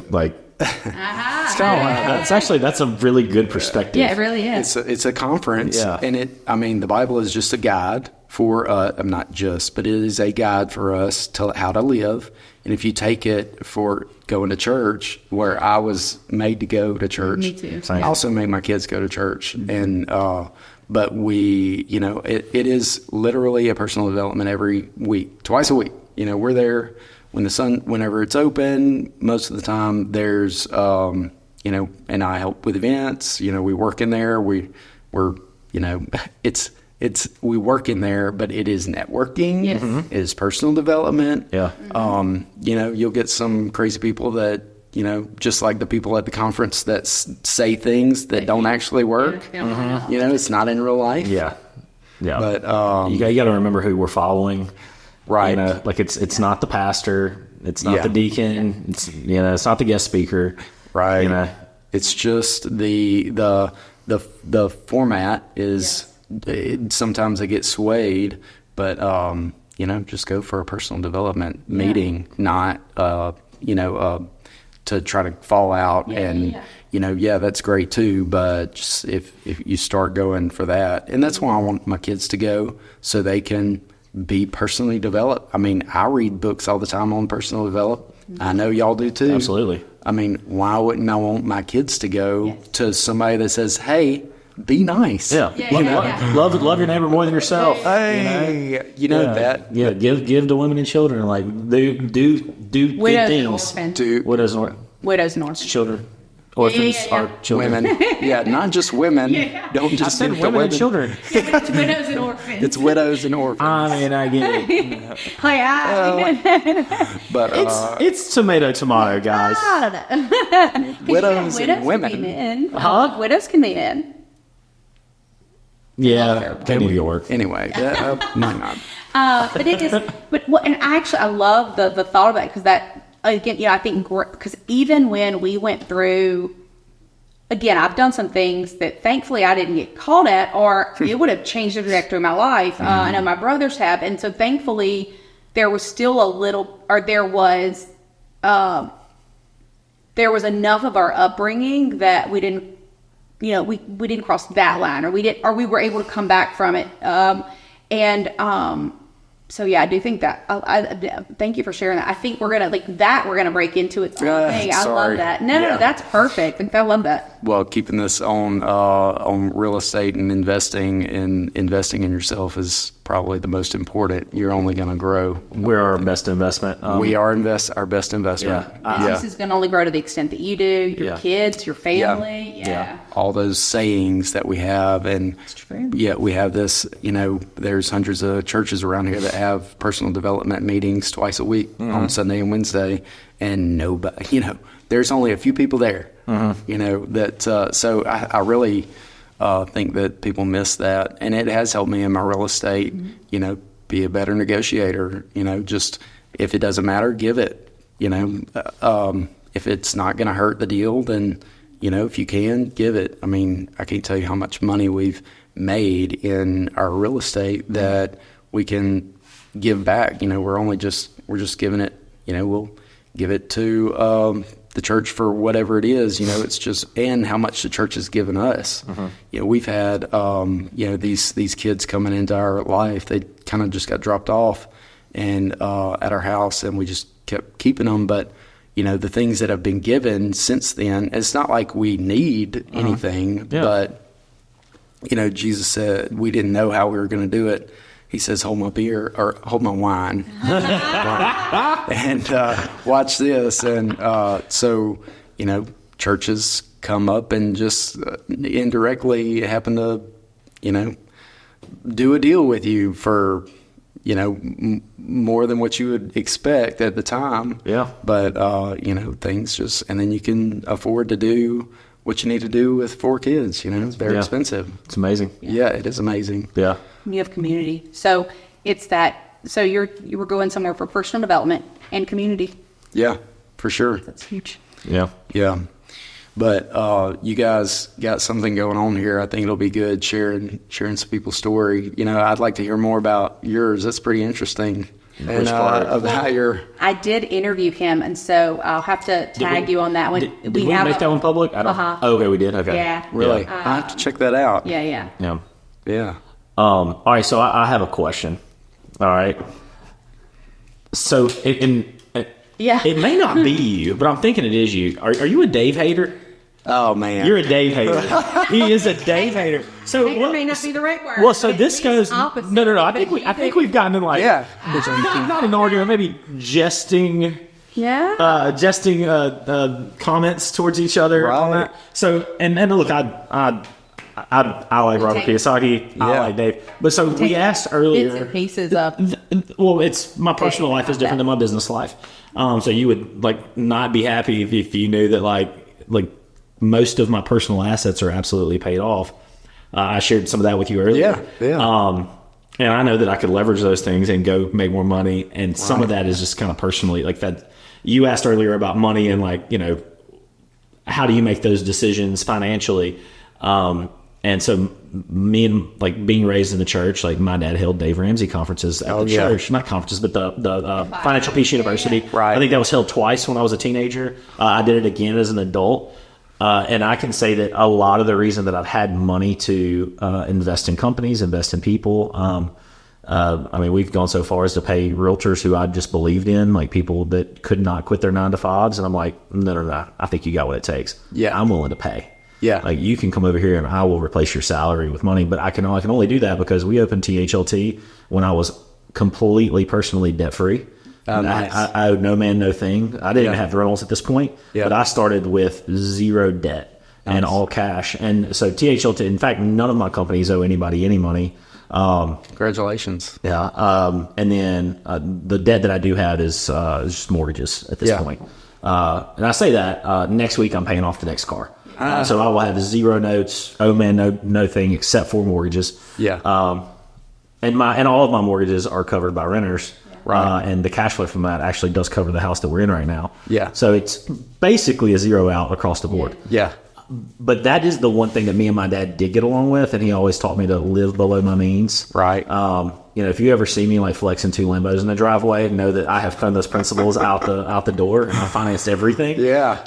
But debt is not peaceful for me. I wake up dreaming about it. Really? Yeah. It bothers me to know that I owe people for the things that I had, especially if you have nice things. Yeah. Living above your means of financing those things to me is pretty senseless. Yeah. And so if you can't pay cash for it to pay it off really quick, you haven't earned it yet. Yeah. But that's a personal principle for me. So nobody feel judged if you're driving a really nice car and you plan on making all 7 years worth of notes. But I look at like the reason the bank has a bigger building than you is because they make better financial decisions than you do. Right. And I love how you premise at the beginning. So I have to know this because and where we're at, but I have to know what is it again. You like tell me about you and Dave. let's go. Dave, golly. Daddy Dave. I'm excited right now. It makes it now. It's the principle of that it's so, the problem is people take it like rigid. Like I have to save, I have to pay off, I have to do it with all cash. Yeah. That you can do that with your businesses, that is amazing. But I would not have been able to do what I've done without taking a risk on my house. I mean, my house right now, we have a line of credit because we own it, so we can buy houses. Oh yeah, well because like we buy houses fast and cash doesn't work if you can't. Like if I walk to your house and go, hey, I know you need to really sell this thing. You need cash like tomorrow. Can you wait 30 days? That sales pitch doesn't work real well. Yeah. But when people go, well, can you buy my house? Like I can buy it tomorrow or I can buy it in 60 days. What works for you? Yeah. Well, now we have opened up the doors to negotiation. Yes. And so multiple offers. Yes. I completely agree with that. And I think it's all in the strategy as well. Like, I mean, to be clear, we run up our credit cards every month and we pay them off on the first, but my credit cards pay for every one of my vacations every single year. Yeah. So my vacations are paid for by credit cards. Right. Yeah. So I guess that's my question. So how do you balance it? So how do you know when you're going to leverage the debt? Yeah. And what are the things that maybe you aren't comfortable? Because like you had to pay the house offer down in order to use that. So how do you make a decision of what you like? Okay, I'm going to buy this at this much because this is a personal thing versus how do you make those decisions?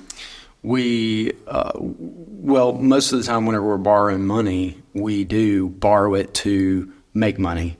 So just like we're talking about buying that house, we use a line of credit to do it. But, my truck's paid for, Kelsey's cars are paid for. The only thing we owe is our motorhome, our Class C, and it's, we've got half of it paid down. And it's, that's one of the things that we're like, hey, we're going to have this note. And after our motorhome, our house, and we'll be debt free. So we're very close to doing that. So I think that I agree with what you said, like that rigid, like we have to save and we have to pay for everything in cash. Yeah. I agree that's not for every circumstance. Well, that's how I grew up knowing Dave. Yeah. And that's how people, whenever they get on the Dave train, they're like, pay off. But I want to buy a rental property. And I need to, once I get done, I'll save and buy it. Well, or now, and I'm a big, again, I do, like, I've been to Dave's classes. He actually, a lot of things in my head flipped when I went through his course and his class and things. And at the same time, if most people are following his principles, they never would be able to buy a house. And I think about how much money they lost because they rented. And I remember I was paying, it was a nice house, but it wasn't fancy. And this would, let's say I was paying, I think $1,500 or $1,800 a month in rent, or I could buy and pay $1,000. So even if I had to put some stuff into it, like at some point, and then that same house that was $165,000 is now worth $225,000. And it's not a great, it's, again, I only bought this because I could put my mom next door, but like you go, that doesn't, like he and again, and like I said, a lot of principles I like, but the challenge with that is like, that doesn't always set people up for a good thing. Yeah. I mean, how long have you been on the Dave train? So it would have been at the start of my real estate career. So 2016 as an adult. Gotcha. And that's, I think by 2018, owed nobody anything. Yeah. That's the same year I started THLT and started the team. Gotcha. With, probably 20 grand in the bank and no debt. And, nice. And, obviously that's grown to, what we have today. You don't want to spell that out. I'm kind of interested in that. It's not near as impressive as what you, oh, it is. I became a millionaire at 30. Yeah. And that does not mean I have $1 million in the bank. All right, let's go. Yeah, no. Yeah. We do have because that's net worth. yeah, that's net worth. So I've learned that the second million is a lot easier to earn than the first. Right. Because when you start to learn how money makes money, like you don't let money sit in the bank. I was actually on the phone with Ron Scott. Except he is. Is that what you would say? No, I'm just picking. Wait, no. Yeah, what do you mean? You are. Because your Dave train is sitting money in the bank. You have I'm picking on you. Yes, I agree. And I do, like, the basis of my investment portfolio, like I have mutual funds and I have a Roth that I contribute to every year. I contribute X into my mutual funds every month. Yeah, but he's saying you should buy more property. Oh, I am buying more property. I'm saying you shouldn't use your just leave your house just because you want it paid for. You have that asset to I'll use. put a line of credit on it and use that as cash. So like when I am making a push. I'm selling some things right now that I don't need that are large dollar items, and I'm selling those. My push for the next 2 years of my life is to have this house 100% paid off. Yeah. And then I'll attach a line of credit to it the next day. Okay. And look, You're borderline Dave. Well, no. So it's Dave in my personal life. Yeah. And it's Robert. It's Cashflow. Yeah. In my business life, like how I need to make money off of money, and how can I make that happen? Yeah. And if it comes at the sacrifice of your personal stuff, then you're okay with it. Well, I don't need these things. I am not attached to anything physical. I'll tell you that some of the happiest moments in my life were living in a wood panel house with brown shag carpet floors, right? And driving a 10-year-old used car that smelled like gym sweat because they had cloth seats and I was in a gym, 7 days a week. Yeah. And those are some of the most fulfilling moments of my life. So I do like nice things, but if you were to take those things away from me, like if there's a for sale sign in this house right now, and if you want to buy my house for $750,000, you can buy it, and I'm going to move into an 1,100 square foot 2-2 that's barely updated on Laird Street. Don't get me wrong, it's a nice house, but the note on it is $600 a month. Right. And I think about how many more businesses I can buy and how many more houses I can buy if my overhead is effectively. In fact, I will. If this house goes away, I won't have overhead because my investments will be paying me, I don't know, somewhere in between $50,000-$60,000 a year before I even wake up every month. So this is the interesting thing is you guys are both actually saying the same thing. Because, like, I think Dave or anybody, when you listen to somebody that gives advice to everybody, you have to say, what are the pieces that I can pull from this that works? Yeah. And then let this other piece go. And y'all both done that because it's because, like you said, you pay off the debt quickly. You're not you're not just because the bank will loan you $1 million to buy an RV. You're not doing that because that doesn't financially make sense But either. I may do that. I saw that on your computer earlier. Yeah, Scooter walks in my office, and I was like, you can see what I've been doing until last night. I was studying which jet ski I'm going to buy. Yeah. Well, but when that's, Yeah. I think that's the difference though is so it's it's learning enough that you can pick and choose what part of that thing that somebody's sharing that you want to pick up and utilize. Well, so this is what I like about the Dave thing is that most people are not entrepreneurial. Would you agree with that? I would agree. Like the majority of the world is not entrepreneurial, and even if they are, most entrepreneurs are not successful. Right. And it's not because they can't be; it's because they probably lack personal growth or discipline.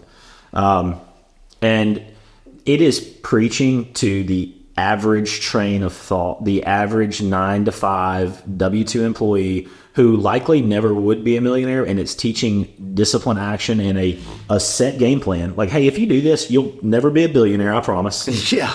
You will probably be a millionaire if it's time on task, as long as you start in your 30s, start in your 20s, right? But most people just having their house paid off by the time they're retired is The goal. massive. Well, in fact, I'll tell you, that's probably the American dream. When I talk to people, I'm like, hey, what's your real estate goal? They're like, oh, well, I mean, I just want to have this thing paid off by the time I retire so I can just retire in peace because, Social Security may or may not be here. Yeah. And pensions don't really exist anymore. And, I mean, 401ks are trash. Yeah, I just want to be able to barely get by from my 70 to, end. Right. And he's teaching how to do that, in my opinion, at the highest level that the average human does it. Now, for me, I had to learn how to pivot from that because I was like, okay, I can do this and I will live a very average American dream life and it will be comfortable-ish.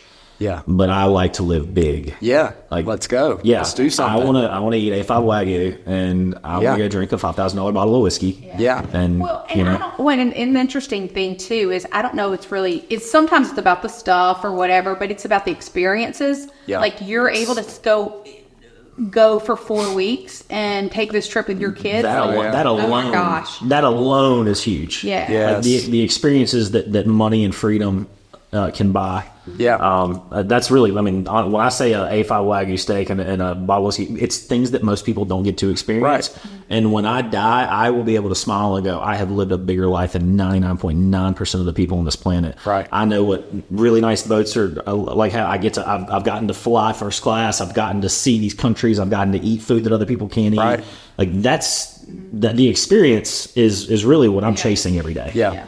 And I think you missed something there. I know you did, because you're giving to all your people that you have. Mm-hmm. I've seen that in your interactions with your, on social media and from hearing from other people that have worked for you or with you, hearing how much you're pouring into them. I think a lot, it's not just how much steak and how much, your bottle of wine and the things that you get to do. It's what you've left. Yeah. And well, I don't want to stand on that mountaintop by myself. Like that's boring, right? Yeah. Like go to your mansion in the sky and your really cool pool, but there's nobody there to hop in the pool with you. Right. That's not fun. And so I want to raise up entrepreneurs that I get to go like, hey, go buy that house next to me and let's do a barbecue on the weekends. Yeah. That's the community of that growth. This is how you do it. Come on, this is what I just did. Let's go. Let's do it. Yeah. Let's go. Let's go. Let's all go. Yeah. Let us go, And that definitely shows in your, you building your business and things. I guess that's what I've seen